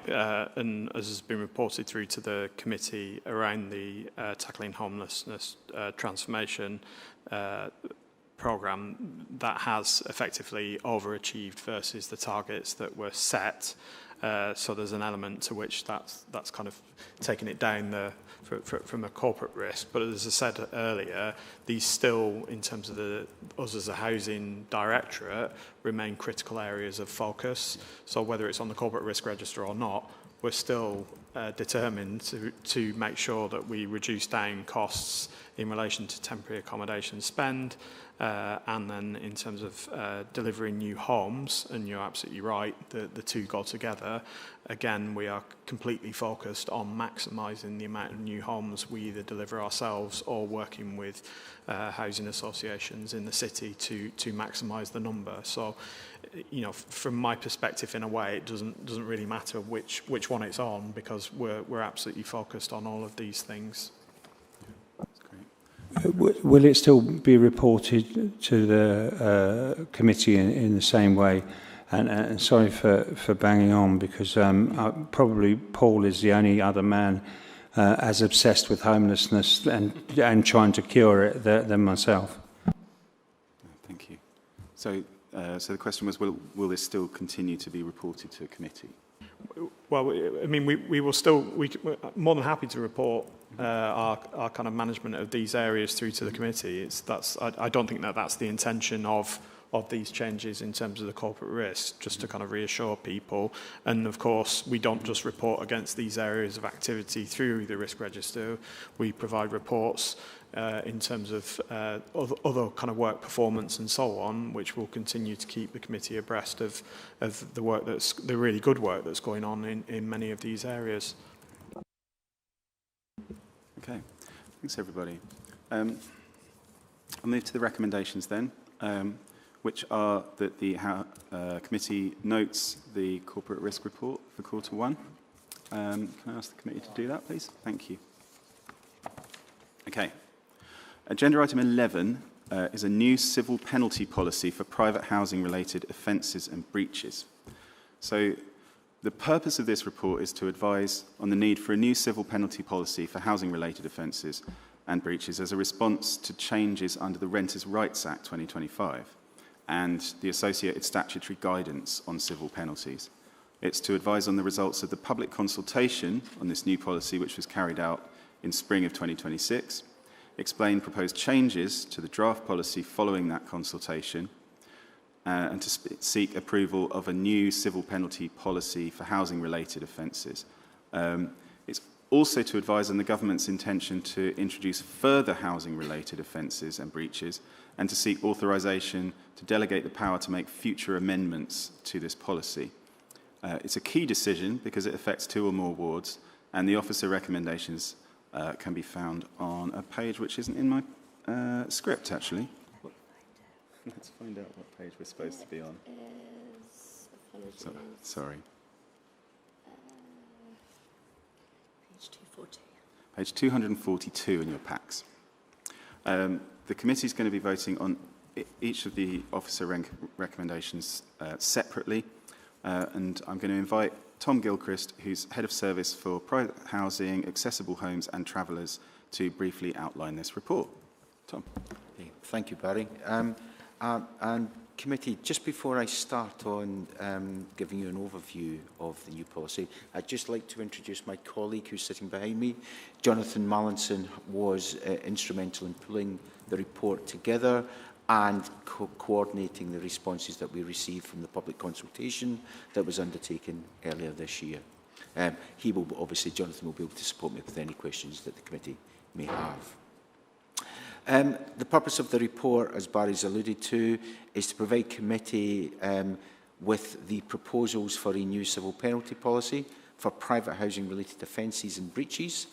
The report was included in your pack, and I hope members have had an opportunity to read the report and the accompanying appendices, which have an awful lot of information, and it is quite a complicated area to get your head round, to be fair. The introduction of the Renters' Rights Act on the 1st of May 26 introduced a large number of new offences and breaches, which the local authority has the power to take action against landlords or agents using civil penalties. The breaches and offences have starting points when action can be taken that range from between £7,000 to £40,000 for each offence, so significantly higher than is currently the case within the existing policy. Statutory guidance was issued and outlining the factors that the Council must consider when deciding the level of the penalty that we apply. And the statutory guidance is prescriptive. We have very little flexibility in how we use that, and it must be followed. The new policy outlines the framework for deciding on the level of civil penalty, which can be challenged through an appeal to the Lands Tribunal, in effect a court, who will consider whether the penalty that we apply is reasonable or not. And whether we've considered the factors that have been set out in both in our policy and within the statutory guidelines. As a result, our flexibility in how the Council set the limits of the penalty needs to be able to withstand legal challenge. The proposed new policy also incorporates offences covered under the electrical safety regulations, which came out around the same time and had similar guidance issued quite recently. Obviously, as Barry's alluded to, there was a public consultation that was undertaken during February and March of this year, and the results of that consultation has influenced the guidelines and the recommendations within the report. The hope is that the new policy will act as a deterrent to non-compliance, with penalty levels significantly higher, and I can say, as my colleagues in Acorn alluded to, all income that's generated from civil penalty offences will be channelled through the service. And again, Barry, if I can just say, obviously there was a point raised by colleagues from Acorn earlier in the meeting. It was just to say that I met with Sam, who is present today, to talk through both the asks that they outlined earlier in the meeting and to discuss the proposals in the new policy. And I think generally, I think there was consensus between what the Council is proposing to do and what Acorn's aspirations are for us to use the new powers. So I would ask members of the committee if they have any questions on the report that's laid out in the pack. Thank you very much, Tom. I'm going to open up to questions and comments. I'm going to start with Councillor Eddy. Tom, very few people, possibly with the exception of Mr. Ruckman, Britain's 1960s most notorious rogue landlord, would actually oppose safer, secure, fairer rights for tenants in this country. And I endorse this. Legislation has been passed by the government. It's a shame we haven't seen all the scale of offences, but I think your proposal to allow a delegated officer going ahead is correct.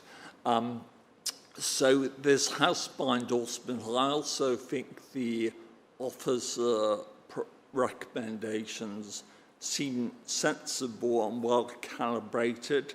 They're a deterrent and a punishment, but shouldn't, in my view, meaningfully affect the size of the rental market in Bristol. We've already seen a sizable reduction post or after around COVID, of course. But I am conscious that we all know the basically the good intentions lead or very often lead to the devil's work. And I don't want to see this actually reducing the number of decent houses with decent conditions available for people renting. And I know a few months ago, before the legislation came into force, the Daily Telegraph newspaper said there were about 700 landlords who were selling their property every day. Now, I suspect the majority of those were small-scale people who only had one or two properties. And I spoke to a friend of mine who's a small-scale landlord, and he said, frankly, I'm not that concerned. I've taken advice. We're doing nothing which would actually trigger any of these penalties. So hopefully that's the case, and it will purely impact upon the notorious or the bad landlords, which it should. So I'll be supporting your recommendation. Thank you very much, Councillor Eddy. Would anyone else like to comment or ask a question about this report? Councillor Russell. Yeah, as a renter, I wholeheartedly support this. Bristol is the most expensive city outside of London to live in the UK, and landlords are definitely exploiting people. I was looking at the appendix, and I can literally tick off all of the offences that previous landlords of mine have been guilty of. So with that in mind, could I ask for more clarity and outwards communications on how renters can report their landlords and action these fines? I think there's a lack of knowledge of these systems for renters, and we should promote them more, particularly maybe working with the students' unions around students and how they can become engaged in this system. Can I also encourage the department to have more active monitoring and reviewing of landlords, helping to keep them accountable? For example, in 2023, I was renting from a landlord who was actually banned for letting, but it took 8 months for anyone to realise this. Also, I had another question, actually. I'm sorry if I've missed something, but are there higher fines for landlords of multiple properties or multiple tenants because they'll be having so much more of an income, a higher income, than smaller landlords? So I was wondering if that went up. Thank you. Great, thank you. And Tom, would you like to respond? Right, okay, so you'll need to forgive me if I've forgotten all of the questions that you've asked, but I'll try to work through them. So in relation to communications, you're right, and funny enough, when we met Acorn, that was a point that Sam raised with us was about us being able to publicise more widely how private tenants in the city who are experiencing problems can report matters to us. And certainly, you know, again, that is, we will be working with a whole range of third sector organisations, Acorn, Shelter and others, to try and ensure that the message gets out there about where to report concerns. We've also got the Living Rent Commission that is still active. We've got a task and finish group that's chaired by Barry, and we have a whole range of both community organisations as well as the traditional rented organisations, rental organisations like Acorn, also in attendance. And again, that's about trying to ensure that landlords are notified of, and tenants are notified of, how to report inquiries in. We also have a private tenant liaison officer who communicates out regularly to community organisations about what's changing within the sector, what legislation changes, but also how that will impact on them. And again, that is a focal point for community organisations, again, to support their members to report in. So hopefully going forward, I'm not saying it's perfect by any stretch, but you know, I think the reality is we will, you know, we engage with CAB and other advice agencies, so if anybody goes into them with particular problems, they know where to report it. And everything is online. They can report online, but they can also phone us if that is required. In relation to publicity, obviously, when the banning order for a particular landlord some years ago took many years to get through multiple appeals into the High Court, where thankfully the judge agreed with our recommendation to ban the landlord. It was publicised at the time, so it is disappointing to hear that residents, tenants weren't aware that that had happened. But we can only publicise and put on our website and flag when things happen and when we prosecute landlords. But you know, that was an extremely serious offence. Multiple proficient landlord with 30 or 40 properties in the city, which we know now is no longer operating. And then just I think finally, and I think you need to forgive me if I haven't quite got the second question right. Yeah, if a landlord has multiple properties, and we come across an offence in one of those units, and it is a serious offence, and this is the point that Acorn asked as well, we will, Jonathan and his team, will do inspections not just of the particular property where there's a problem being reported, but the associated properties linked to that landlord.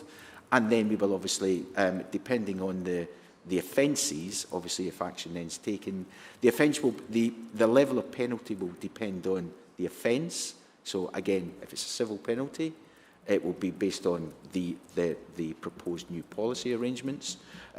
But we have got an element in the new policy of increasing the level of penalty if a landlord has many more properties and they have a history of non-compliance.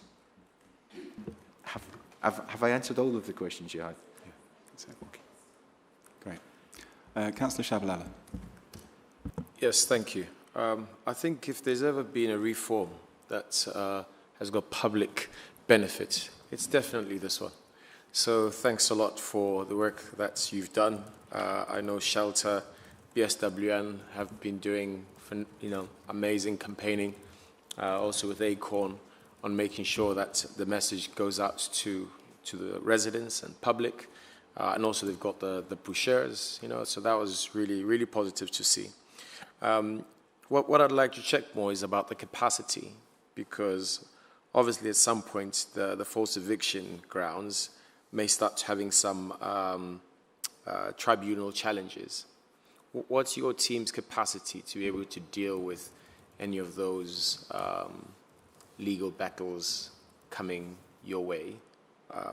Guess that's one. And then, do you foresee any potential impact with the temporary accommodation framework, especially because of the 10% uplift? Yeah, thank you. Tom. Right, okay. So capacity. Yeah, capacity is an issue, undoubtedly. Obviously, if we receive large numbers of appeals against the new policy, issuing of civil penalties, and I suspect because the level of penalty is significantly higher now under the new guidance that's been issued, the likelihood is we're likely to get more appeals.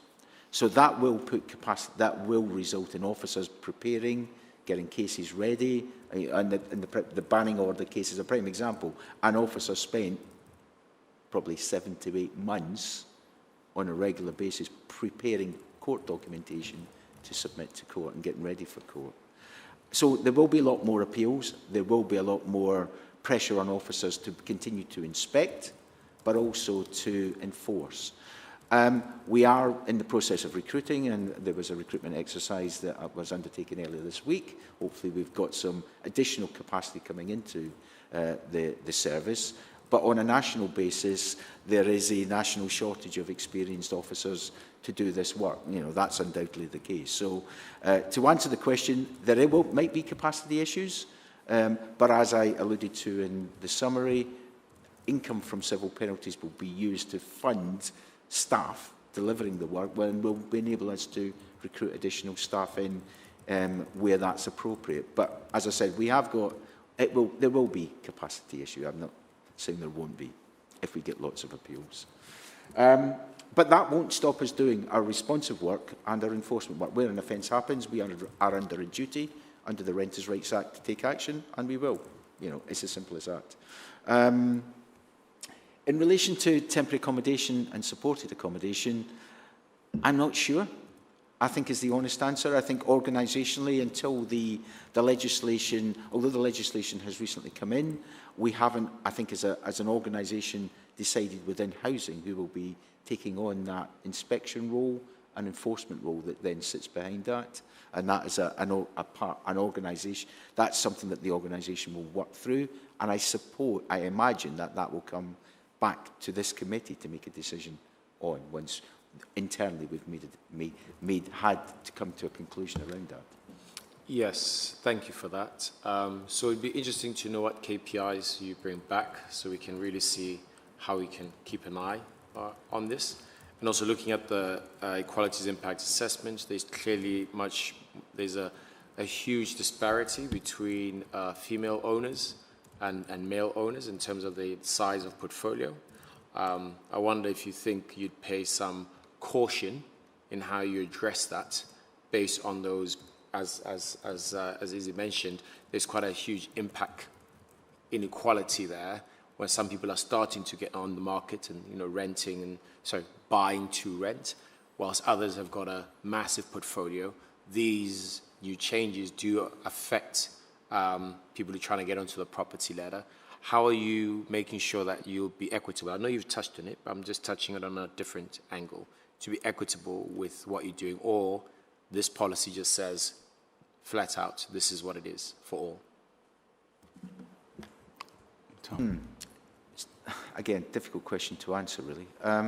The reality is we have, as part of the enforcement policy that Jonathan and his team use to enforce using this policy, we have a range of checks and balances process that we follow to ensure that our decision-making process, irrespective of the landlord, whatever their ethnicity or background or disability may or may not be, is fair and equitable. But I think the reality is, if there is an offence and that we have a duty to take action, the issue for us is using the policy as it's outlined here. We will use the policy because we are under a duty to take action. The issue for us is whether we serve a civil penalty or whether we use an alternative element of enforcement, whether it be a formal warning, whether we prosecute, because these are alternatives in addition to the civil penalty action.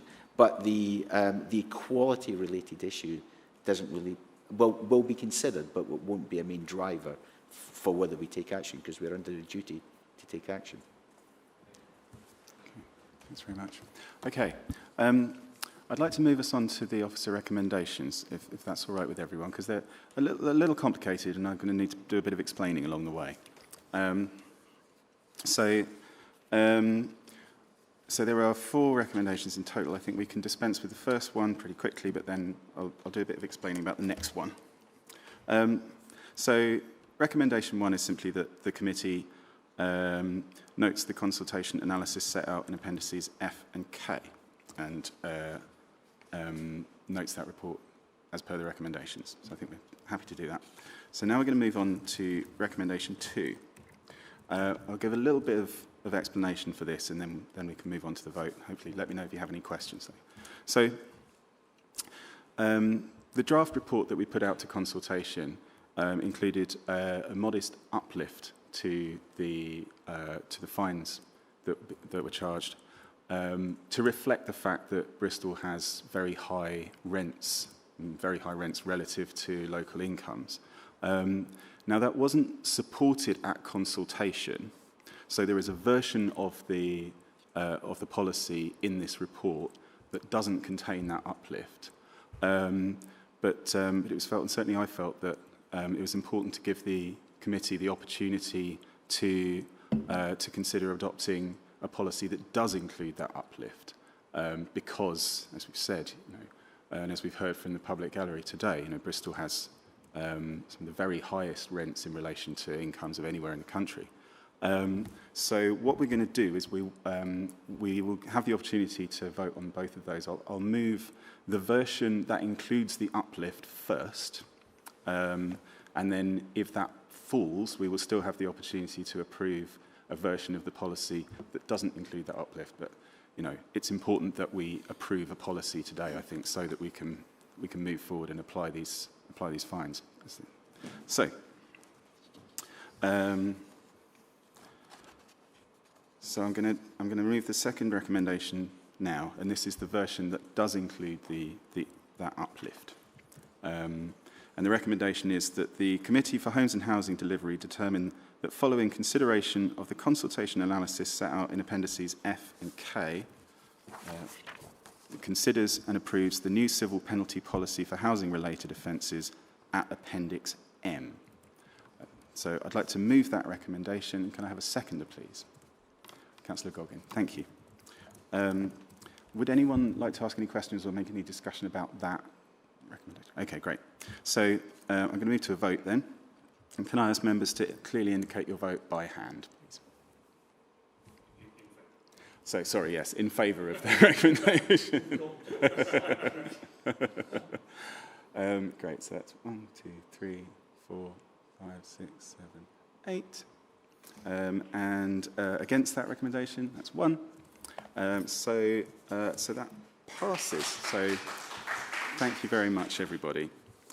So we'll move then now to recommendations 3 and 4, which are that the Committee for Homes and Housing Delivery determine that following consideration of the consultation analysis set out in appendices F and K, it authorises the Executive Director for Housing, in consultation with the Chair of the Homes and Housing Delivery Committee, to make amendments to the policy where necessary to clarify terminology or how the policy works in practice, to reflect changes in operational requirements following any new legal rulings, and to incorporate future legislative changes and any updates to statutory and non-statutory guidance. And I'm going to include recommendation 4 as well, that the committee determine that the policy be reviewed by committee at 5-year intervals following its approval. And should the date of any review be missed, the policy as approved or amended will remain in force until a new or amended policy is approved by the committee. So I'd like to move that recommendation and ask for a seconder. Councillor Al-Maghrabi. Thank you very much. So, we'll move to the vote then, unless anyone's got any questions. No? So, I'll ask for votes for the recommendations. Great. And that's unanimous, so that passes. Thank you very much, everybody. Now, I was hoping to be able to take a short break, but since we're running past time, I think we're going to have to move straight on to the next item. But if people do need a comfort break, then do feel free to come and go. So, agenda item 12 is responding to people living in vehicles, an update. This report presents an update on progress on the transition period, which was from the 20th of December 2025 to the 31st of March 2026, on the Responding to People Living in Vehicles 2026 Action Plan. It's for information only, and where are the offers of recommendations for this one? Because we're missing the page as well.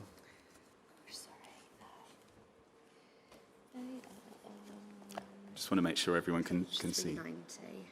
So the officer recommendations for this report are on page 390 of your packs. And I'm going to invite Tom Gilchrist to introduce and outline this report. Tom. Thank you, Chair. So the purpose of the report that's been included in your pack is to provide an update for the committee on the policy that was approved at the December Housing Committee, last December's Housing Committee, on the policy for people living in vehicles 2026 to 2031.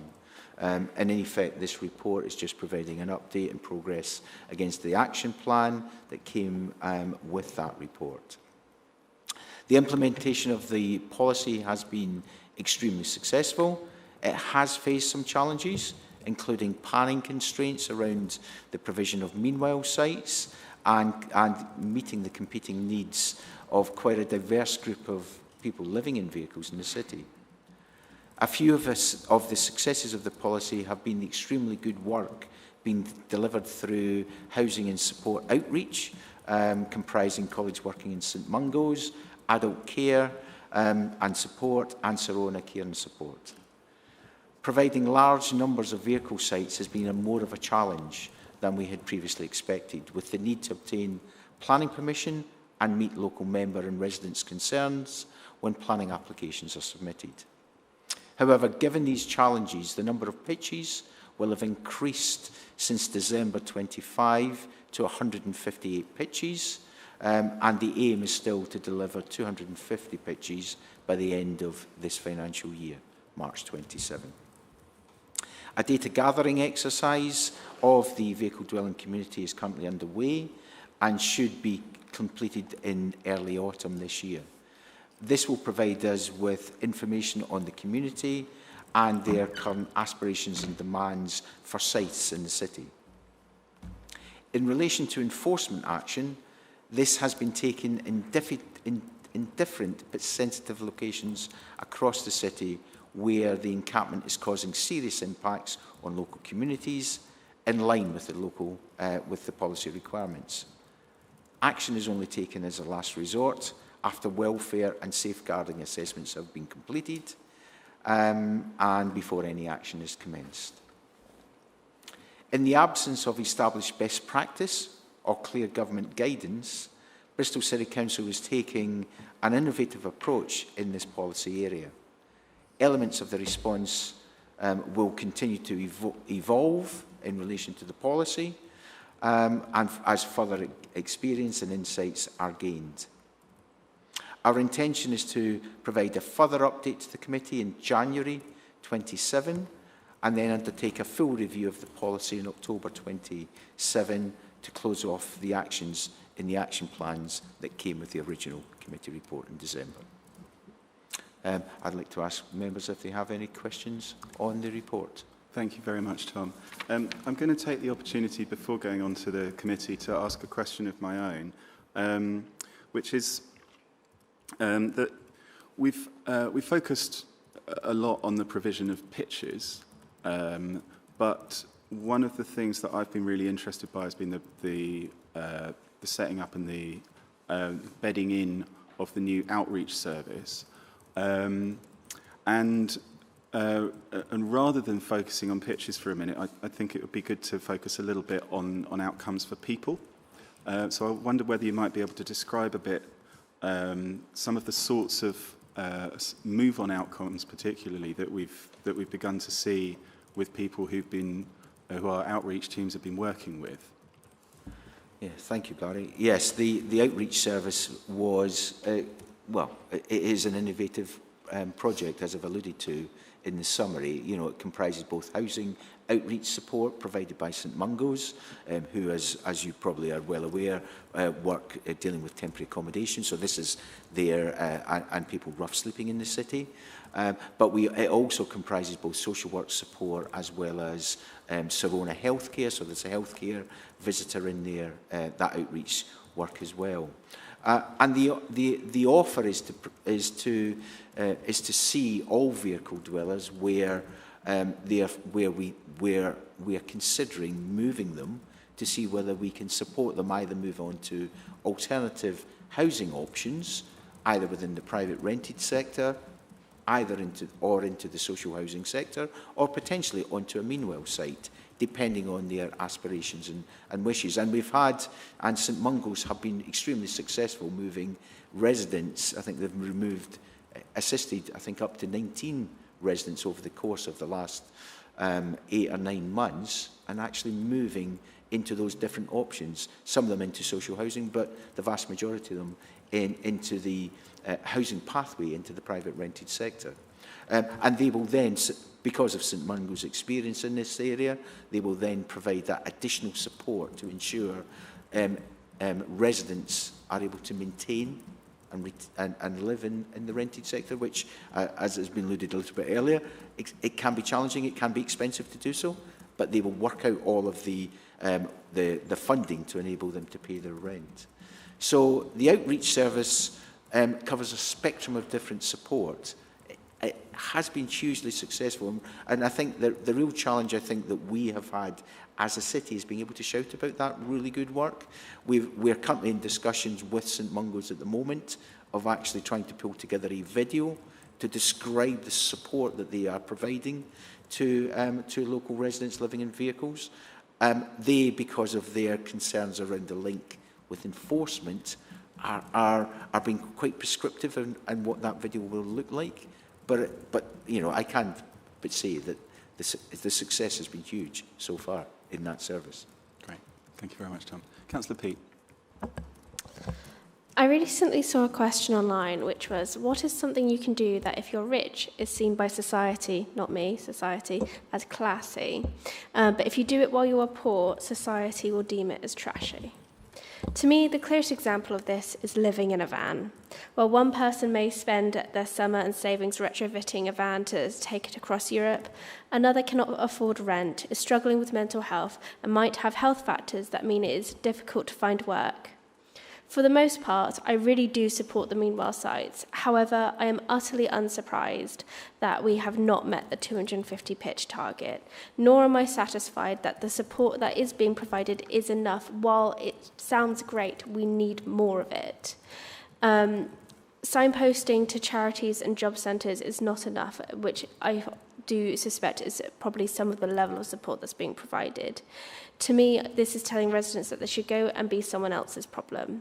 We need a strategy and a level of investment that deals with the fact that Bristol is the most unaffordable city in the UK and the second most expensive. The answer is simple. We need to build more council homes and invest more in community support workers. Thank you very much, Councillor Peat. Councillor Eddy next. Tom, firstly, congratulations to you and your officer team for the hard work you've done on this policy.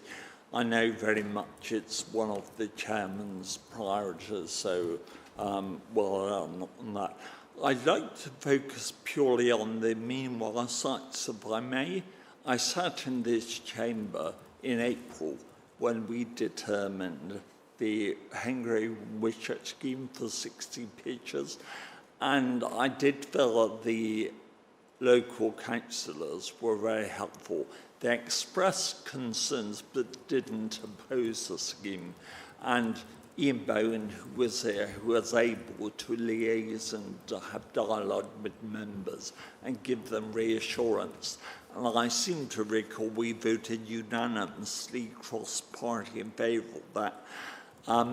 So, in principle, although there's a potential obstacle because elected members will respond to their constituents naturally, there's a way forward because this is clearly, as you know, a citywide problem. Now, you may not know the answer to this. It may be above your pay grade, but perhaps you could email us for having consulted with the Chief Planner. On the 31st of October this year, the government's planning changes happen. Now, basically, all planning applications are either divided into Series 1, which are delegated to officers and won't come to committee, or Series 2, a far smaller number, which will come to committee. Do you happen to know whether meanwhile sites fall into one or the other? You probably don't. I must admit, I haven't got a clue, and I didn't even know the changes were taking place. So sorry, Richard. But I can. What I can do is I can take away and ask Simone. Because I suspect if it does fall into category 1, delegated, even if it falls into 2, I don't believe in what I view the anti-democratic nature. But actually, even the councillors' calling system won't automatically function. Yeah. So it could well be dealt with by officers. The other issue is, I've always felt a possible deterrent to the success of the meanwhile sites is the fact that council tax is potentially paid. Now, we are told that probably the majority of occupiers will qualify for the council tax reduction scheme. How do we actually encourage them to explore this? Well, that is part of the engagement that we do as prior to people moving on to the site. So again, part of the outreach work that's done by St Mungo's and others, as well as the officers themselves, we will encourage anybody to apply for the council tax reduction scheme. Certainly most people living in a vehicle caravan, if they're on their own, will get 25% reduction. And obviously, if we've got the much wider, more generous scheme, potentially to have up to 100% council tax removed, should circumstances be such that people qualify for it. But that outreach support directs people to do so. There is, I can't, because of data protection, say how many people have applied since the new sites have opened. But we do know that lots of people we've advised, and we believe lots of people will qualify for those reductions. But I can't give you numbers just because we're not allowed to. The council tax are reluctant to give us that information. Thank you, Councillor Goggin. Thanks, Barry. And you know me. If there's something on van dwellers, I'm going to ask questions. With the 158 pitches. Are we fully subscribed? Have we filled 158 pitches, or do we just have 158 pitches? I'll go through a few bits and then I'll give you time to answer, obviously. Can't sing Ian Bowen's praises enough and his GRT team and the excellent report that he wrote only a couple of years ago that seems to be a little lost now, which detailed health outcomes for van dwellers as the very worst in the city. And again, it's one of those things where Bristol claims to be a successful city, but it's not unless it takes all of its residents with it. And these people are Bristol residents, despite the fact that they're living in an unconventional place.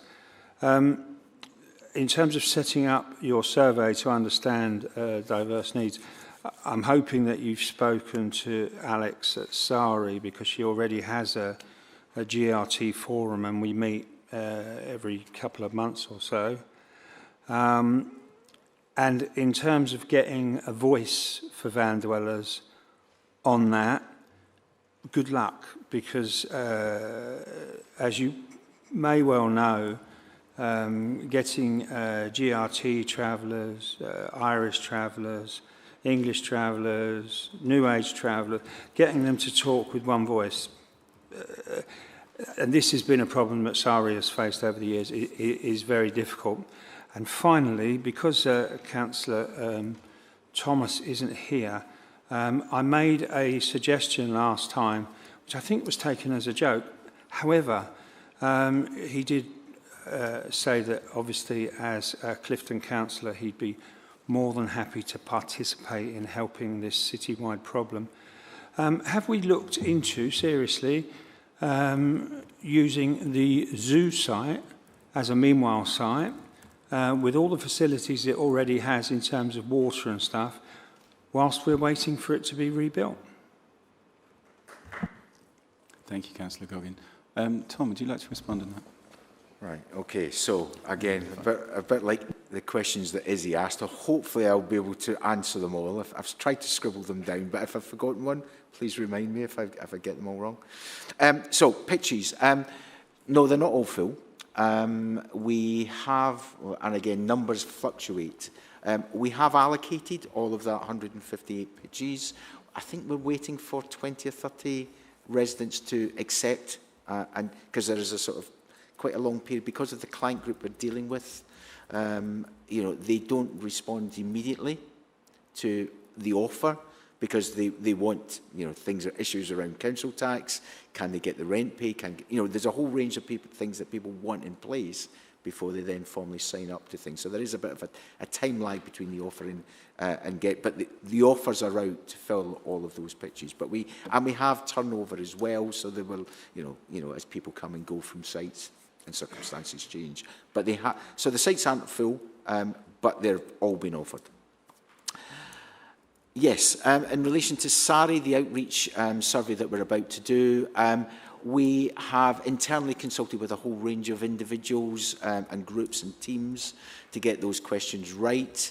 Have SARI been involved? I don't know whether they've been explicitly involved in setting those questions, but this is about trying to quantify the volume and demand and what residents want us to do. So again, the 250 pitch aspiration was something, and forgive me to say this, it was a number we thought was about right, but we didn't ask the vehicle dwellers themselves, is that the numbers that we thought we would require? So there was what this survey will be doing is about establishing, do people actually want to move on to meanwhile sites or don't they? And if they don't want to move on to sites, you know, how can we support them to remain living roadside on the highway? We do have an engagement group for vehicle dwellers. We have a voices group that is run by SARI.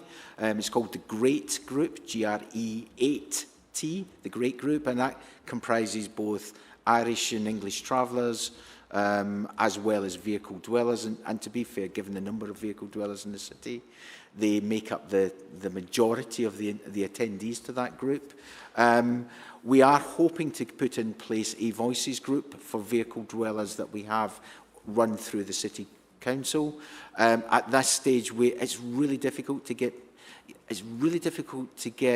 a coordinated voice for vehicle dwellers, because in effect they are individuals living in their own vehicles, usually with their own particular issues and challenges. But that's our aspiration, to have a particular voices group set up. And in relation to the zoo site, so I've got a yes and a no to that question. When the zoo indicated it was closing, we did make some quite serious inquiries about using the car park on the opposite side of the road from the zoo as a meanwhile site. Unfortunately, we don't own that land. And as a result of that, we couldn't, and we approached the owner of the land and they were reluctant to provide it to us. So the answer is, we've tried on the car park. The actual zoo site itself, we haven't made inquiries about yet, because obviously there need to be probably some demolition and clearance and stuff, I would imagine, to do that. So we haven't looked at that site. We have made inquiries, and we went through quite a legal, complicated process about establishing meanwhile sites on the Downs. And again, because of the Downs Act, we were quite clearly advised that we could not do that.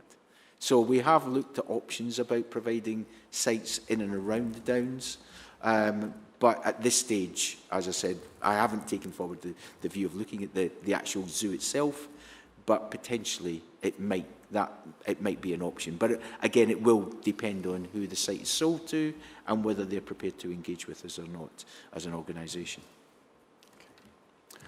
Councillor Shabalala is next. I think that was everything, actually. So thank you very much.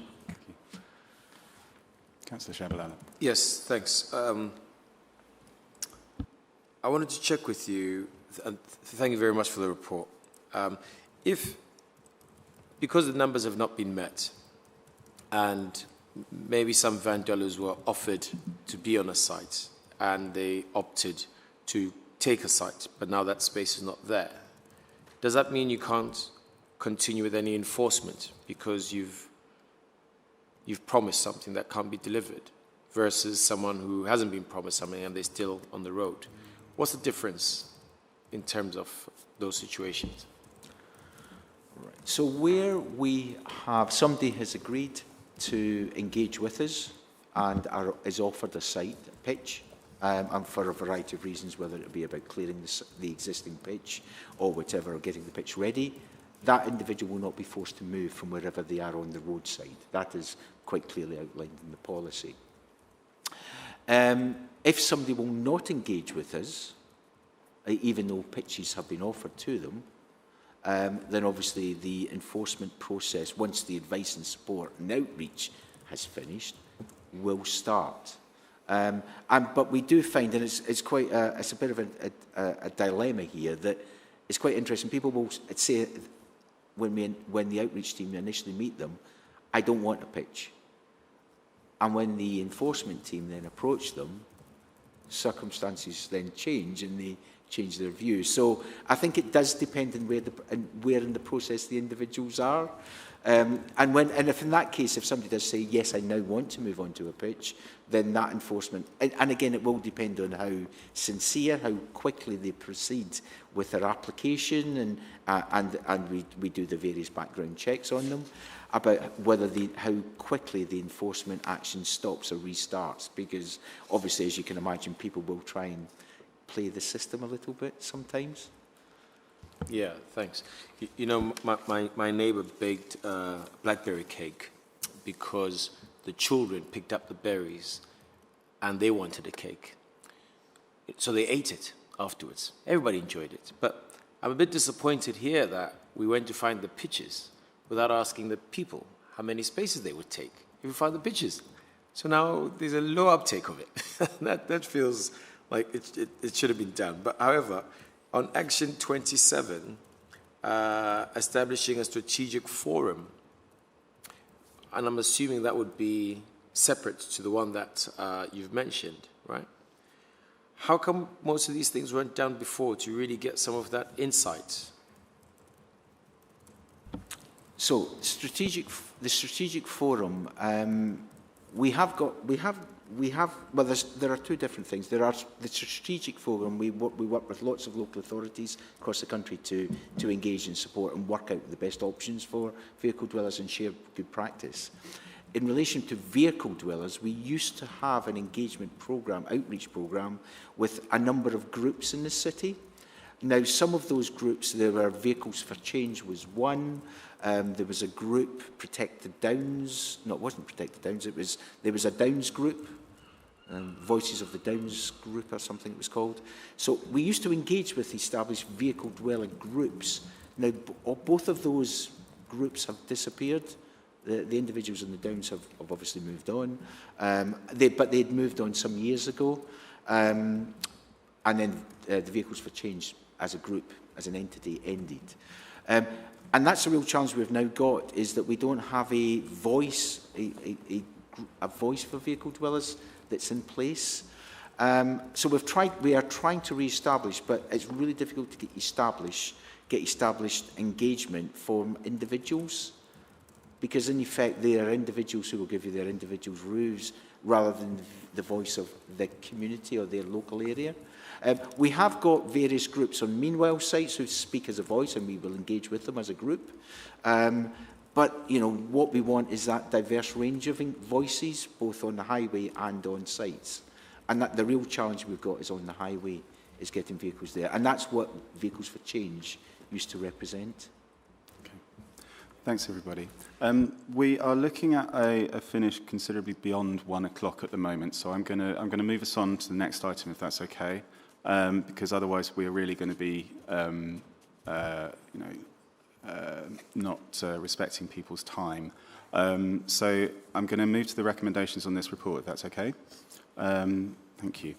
The officer recommendation is that the committee notes the report and the Appendix A, which provides an update on the Responding to People Living in Vehicles action plan. Can I ask the committee to note that, please?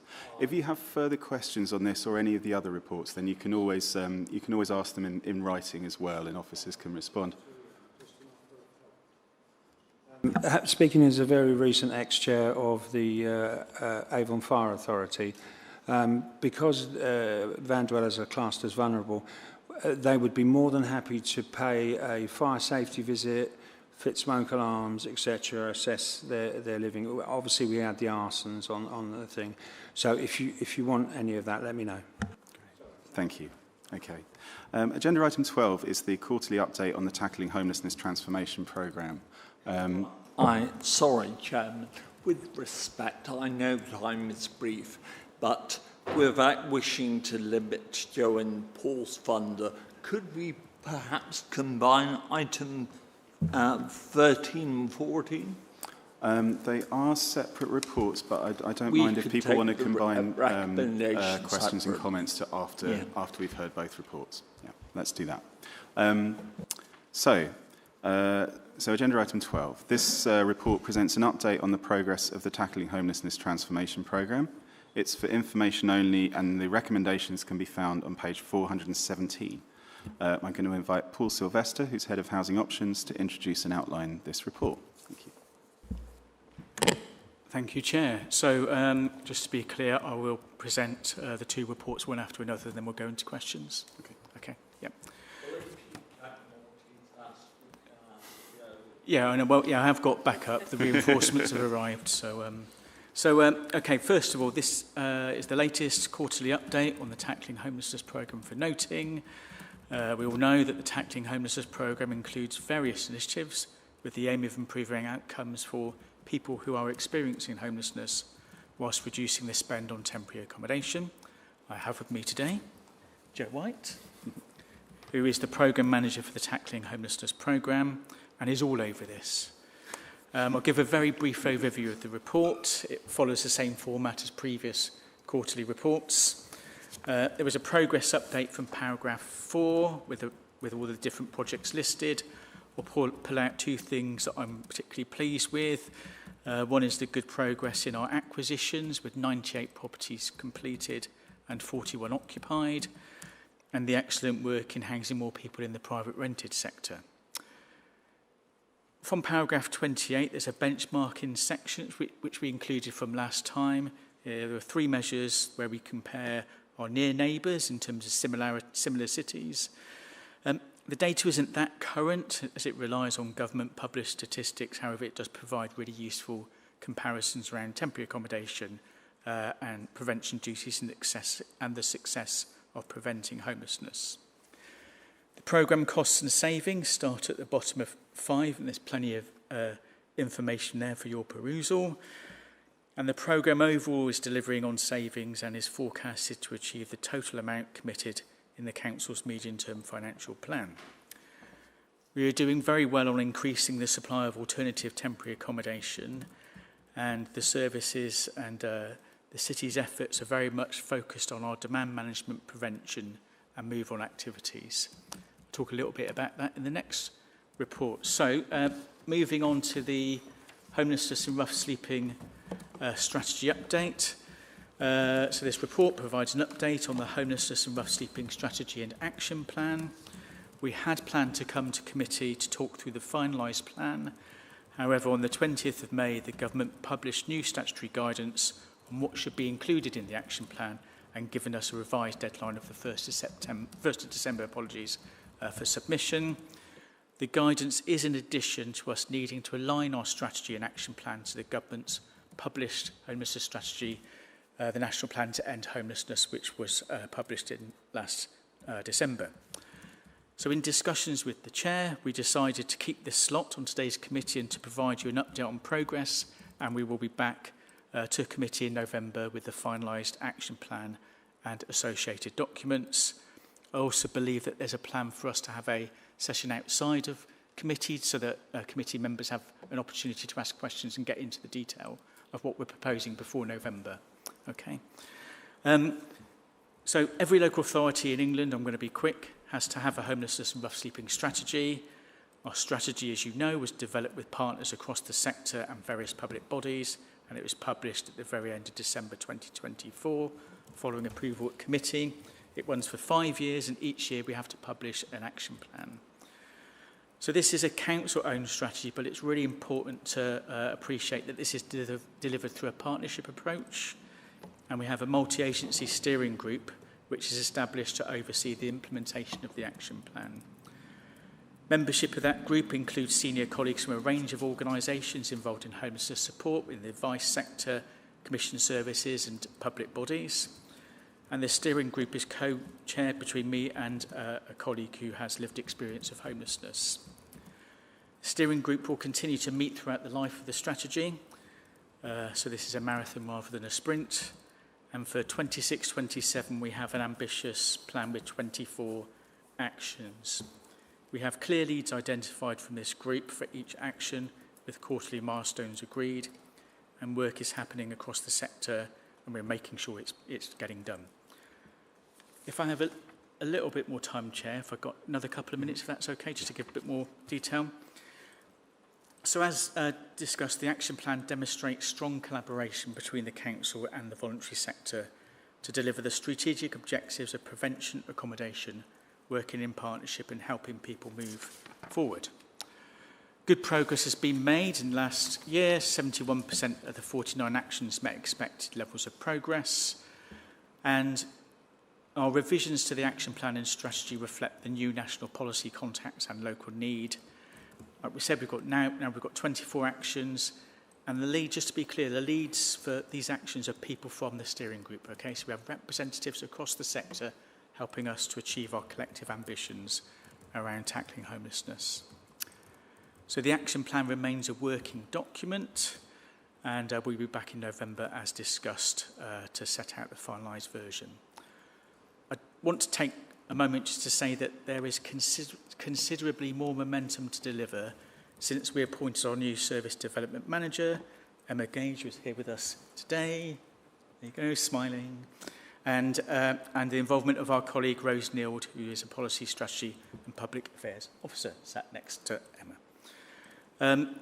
So quite often we think, well, what's the impact? When do we expect to see something happening? Maybe a question that you might ask. So I picked out a few examples from the action plan just to talk about it very briefly, and then I'll finish.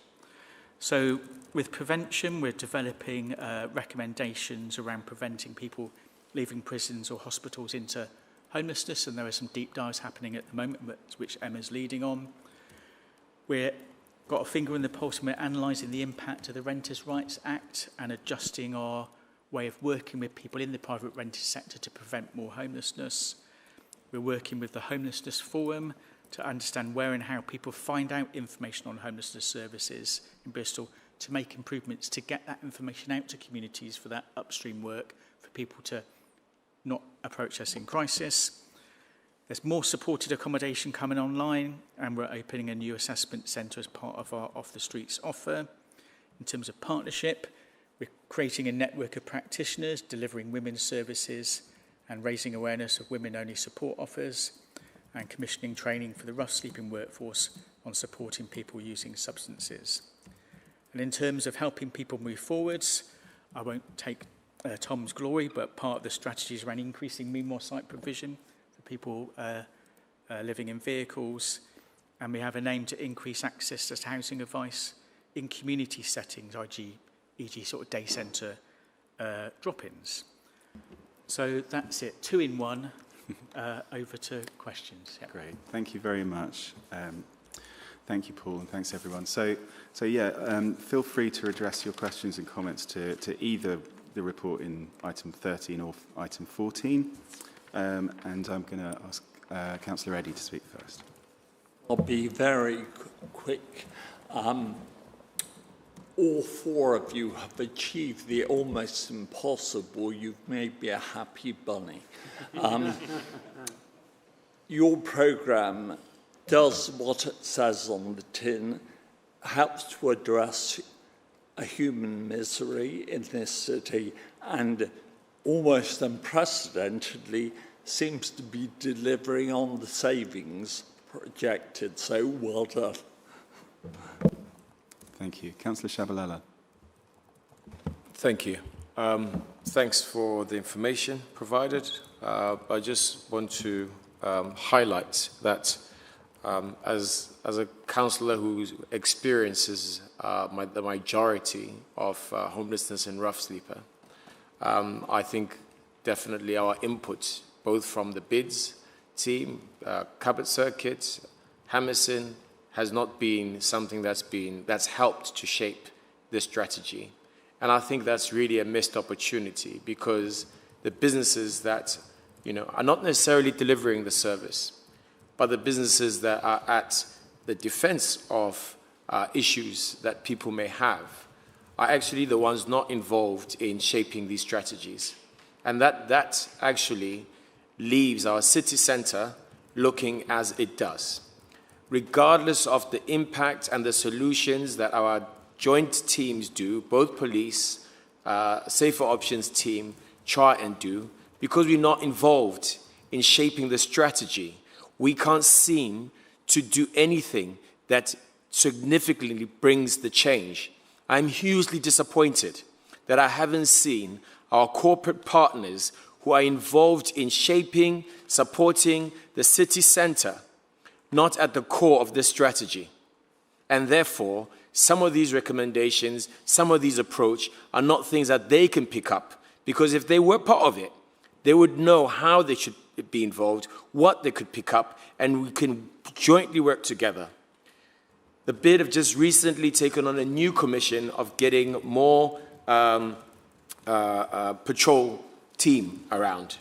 That new contract provides data insight that I've never seen before from our BIDS team. They can highlight how many referrals they've done to the housing team, how many homeless people on the streets, how many thefts in our high streets. The data that they have could have really, really informed these reports and the steps that we're trying to do as a city together on addressing the homelessness issues. It's disappointing that it's been one-sided facing. Thank you, James. Would you like to respond to that, Paul?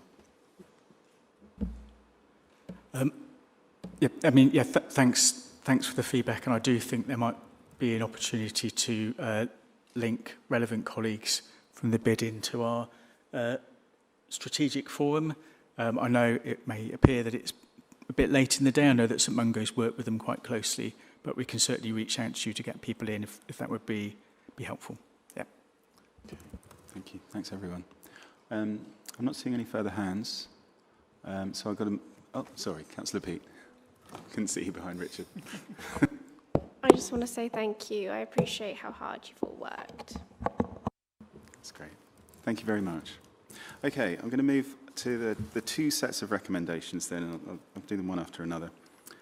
So the recommendation for agenda item 13 is that the Committee for Homes and Housing Delivery notes that the report states that the Tackling Homelessness Programme's financial objectives include £4,145,000 of recurring subsidy loss reduction in 2026-27, and that the committee notes the report states, as per approval of the transformation funding at the Strategy and Resources Committee on the 25th of May 26, the Tackling Homelessness Programme revenue budget is 1,560,425,000.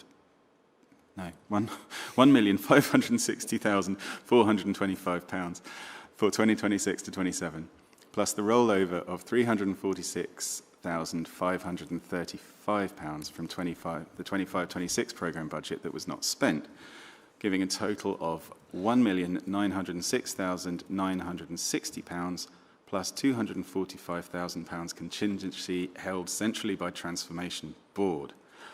Oof.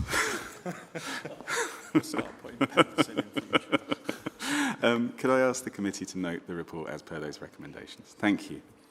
And then for agenda item 14, the recommendations are that the committee notes the progress made against the homelessness and rough sleeping strategy for 25 to 2030, and the revisions to the action plan 26-27 working document and partnership working, and that the committee notes the final action plan with additional MHCLG requirements will return to this committee before December. Can I ask the committee to note that report? Thank you. Okay.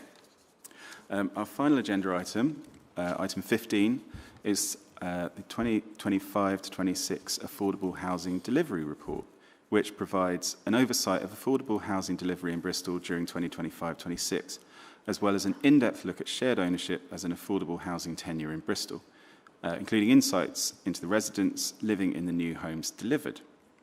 The report is for information only, and the officer recommendations can be found on page 489. I'm now going to invite Louise Davidson, who's Head of Housing Delivery, to introduce and outline this report. Right. Thank you, Chair, and good afternoon, councillors. I'm going to be quick because I'm very aware you've sat for a very long time with conversations here. I'll take you through a very quick précis of the report, and then obviously we can answer any questions you have. So the report today presents the out-turn affordable housing delivery for the last financial year, both in terms, as you know, of completions, but also that more recent stat we've been collecting around starts on site. Hopefully you're now really sort of becoming familiar with the format of this report, and you'll recall that we're presenting information on a wide range of affordable housing tenures. So yes, of course, focusing on social rents, but also we are counting specialist and supported housing delivery and forms of affordable home ownership and other intermediate housing products. And as with previous reports, we're using the opportunity to highlight information on a particular topic. And as Councillor Parsons says, you know, we've been talking about shared ownership today. Few key points to highlight from the paper then. So last year we saw the completion of 687 new affordable homes, and that's the best affordable housing delivery for over 20 years in the city. Our pipeline does remain strong in terms of our homes actively already being built in the city, but also in terms of an emerging pipeline coming forward. The range of affordable housing tenures coming forward is expanding, and delivery of social rent homes remains a priority for both the council and, of course, we've seen national government. And it is worth noting that 50% of the homes currently in delivery across the city are for social rent. And in terms of that strong pipeline coming forward, around 46% of those are already identified as social rent. In terms of starts on site, we saw 565 new homes commence delivery. And okay, we've only been collecting that data for 3 years, but it is the highest level we've seen in that. So we're going to, just as a bit of background, begin work on the next iteration of the Affordable Housing Delivery Plan in this year, and we're going to be standing up a task and finish group with the committee sort of after the summer holidays to really get you involved in that piece of work.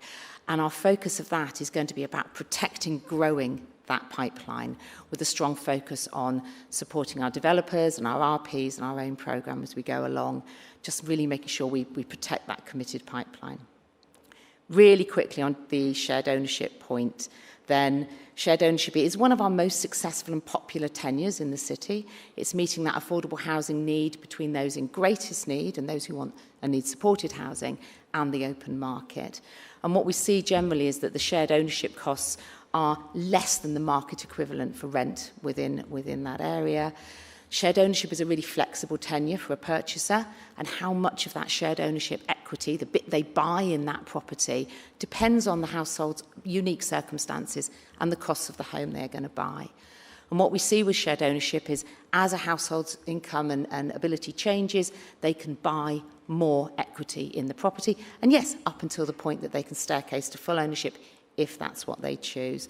And the report goes into the details around how we're delivering shared ownership and trying to sort of myth bust, if you like, some of the information, because shared ownership is a tenure that the city doesn't really understand a lot about.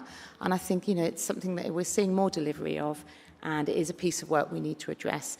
And just a point not mentioned in the committee report, but we are working with the West of England Combined Authority on a platform to really promote shared ownership of tenure across the whole of the region, and really pick up some work on how do we articulate and better explain that in the city. And we'll bring some updates on that to committee in due course, informally or formally. And just to remind committee members, we do this 6 monthly, so we'll be coming back to committee in December with the half-year statistics. The deep dive at that committee report, we've been asked to do something on family housing. But again, just to remember to committee members, if there's a subject you'd like us to focus on in a deep dive, please let us know, because we're using that opportunity to expand your knowledge of affordable housing delivery. So, any questions? Thank you very much, Louise. I just want to take a moment to celebrate that extraordinary delivery last year. As we've been hearing today during this committee, the delivery of affordable and social rent homes is a huge priority for all of us across party, and that's a consistent message that we've heard today from pretty much every one of you, and we're delivering at a phenomenal level, especially given that we are a tightly constrained urban authority, I think it's enormously to be celebrated. I'm going to go to Councillor Peake first. I honestly just wanted to say a massive well done to everybody who's been involved in the delivery of affordable housing. I think it's an incredible news. I'm never satisfied, so I always think it should be more, but it's still amazing to see. I'm aware that, some of these schemes might have been secured within the previous administration, but regardless, this is a huge cross-party win, and it's tackling that issue of the fact that Bristol is currently unaffordable, so the more affordable housing we've got, the better lives will be for our residents and the happier they will be. So just thank you to everybody who's been involved. Thank you, Zoe. Councillor Russell. Yeah, it was just on your point of looking at specific types of housing. I was going to ask about student housing, because Bristol is the most expensive city to live as a student in the UK. And £9,000 student loan doesn't even cover a year's rent. So I know that it's like a lot of PBSAs and HMOs, and it's really difficult to regulate at all, but it's an area that I think is really interesting and something that is missing. So affordable housing, from the work that we do within the Housing Directorate, doesn't talk about the student accommodation piece. We don't secure affordable housing from PBSA when it comes through planning. There are policies, and there is a SPD, so a supplementary planning document, around student housing delivery, where they are seeking to secure affordable student housing delivery within that. That's very different mechanisms. So I think that's maybe something we could pick up with you and signpost you to colleagues in sort of our planning directorate that could help answer that question, but that kind of falls outside my remit and the remit of the team that are working on this. Is that okay? Thank you very much. Councillor Logan. Thank you, Joe. I agree with you and Zoe that affordable housing is a cross-party priority, and it's good to see this is something that Bristol is good at, and it's good to see all those Labour-led schemes being continuing to be delivered, and it would be good to see what the future programme is. I have two questions. I have a couple of ward questions and a question on shared ownership.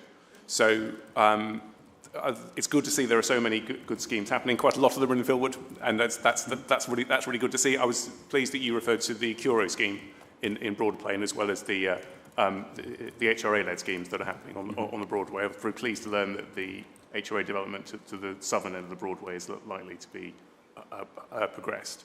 The bot clock, which was quoted as a case study in the documentation, I thought the reference was a bit more positive than I would have said. I think the construction of the houses are very good, and that they were delivered very well in a modern method that we should be encouraging. The management of the public realm around the site was not a success. And essentially, once the developer had completed the housing, the developer had very little incentive to complete the play area and the area around that. And I think we should, if we're learning lessons from examples, we should learn those examples as well. And just to come back on that, I mean, this case study was around the shared ownership delivery rather than the broader challenges of managing sites and continuation of planning. Certainly, Councillor, that's something we can talk about maybe when we stand up the task and finish group, because you are right, you know, if we are investing in homes where we and our RP partners have affordable homes, then yes, we need to make sure that the rest of the facilities are then delivered. Maybe we can pick that up as part of that task and finish conversation. Okay, thank you. And just on the definition, it was useful to see the introduction, the explanation of shared ownership. I thought the tone was a bit more one-sided than I might have done. It's useful to show there are lots of cases where shared ownership is a good and flexible alternative, and it's important that councillors know that. There are other occasions where people feel forced into it because it's the only thing they can afford, and they struggle to buy their house, and 10 years later they buy it again. So it's important that we learn that one of the reasons shared ownership exists is because of the broken nature of private accommodation, that people can't afford anything that they can afford. Yes. So I think we shouldn't always say that this is the nirvana for all possible purchases, but it's useful to see where it can be useful. So thank you. Okay. I just want to point out to everyone that it is 1 o'clock now, so if you do need to leave, then please feel free. I do still have hands from Richard and from Sibs, but if it's okay, I'll ask you both to be as brief as you can. I'll be very quick. So, Councillor Reddy first. The raw statistics, Louise, are impressive. Well done. I join the others who said thank you for what you and your team do. Yesterday evening, I was talking to a friend who was a volunteer with St Mungo's. I mentioned both today's Tackling Homelessness report and also your report. And I'm always pleased to see the case studies, not only the site-specific ones, but the impact they have on our fellow Bristolians' lives. And it's transformational, so well done. Thank you very much. And Councillor Shabalala. Yes, Luis, amazing. Thank you so much for this work that you continue to do. I was just looking at the last slide, and good to see that 5.2% increase on affordable private rents versus on the opposite charter where there isn't any. So I wanted to know what's been the difference in you having to achieve that 5.2%. And then my other one is we're seeing that our PR partners are having a very challenging time in terms of viability, and therefore they're not taking up some of the small sites that they could take on. How are we working with Homes England to ensure that our developments does still meet the standard minimum option for affordable homes? So on the affordable private rent question, that of course is the affordable housing solution we secure when a developer or investor brings forward a build to rent product. And the reason we are seeing and securing more affordable private rent is because we are getting more build to rent schemes coming through the planning system. It is a product of that. So we will begin to see that come forward. Historically, when we've had build to rent come through, we have tried and continue to first try to secure a more traditional affordable housing product from that. So some build to rent will deliver as a side block some more traditional affordable housing. But I do think as we see more build to rent and co-living come through, that APR proportion will increase for us. And then we just need to understand as a city, what does that mean? Where does that fit with our needs and driving our economic development and creating an alternate provision to, say, the PRS sector? So that's why that's in there and why that is going to grow. In terms of the viability piece, I think in terms of the smaller sites, we'll come back to the fact that most register providers won't do much smaller sites. They're not interested. The economies of scale, the cost is not there for them, particularly in the city where we have sort of extreme brownfield sites and costs. I think the small sites aggregator, the work that we're doing on that national pilot, again, we can come back and do a briefing either through this task and finish group or to committee around what we're doing with small sites in the city. But our RP partners are looking to deliver at scale, and what we are beginning to see is them really delivering at scale, taking developments on 100% affordable. We saw Avery take all of Blacksworth just recently to deliver as a 100% affordable housing scheme.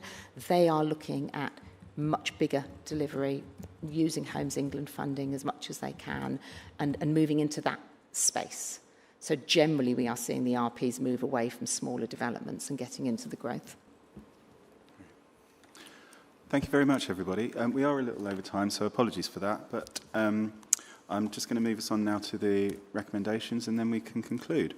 So the officer recommendation is simply that the committee notes the 25-26 Affordable Housing Delivery Report. Can I ask the committee to do that, please? Thank you. So that concludes the meeting. Thank you, everybody, so much for your attendance. The next meeting of this committee will be at 10 a.m. on Friday, the 18th of September. Have a lovely weekend.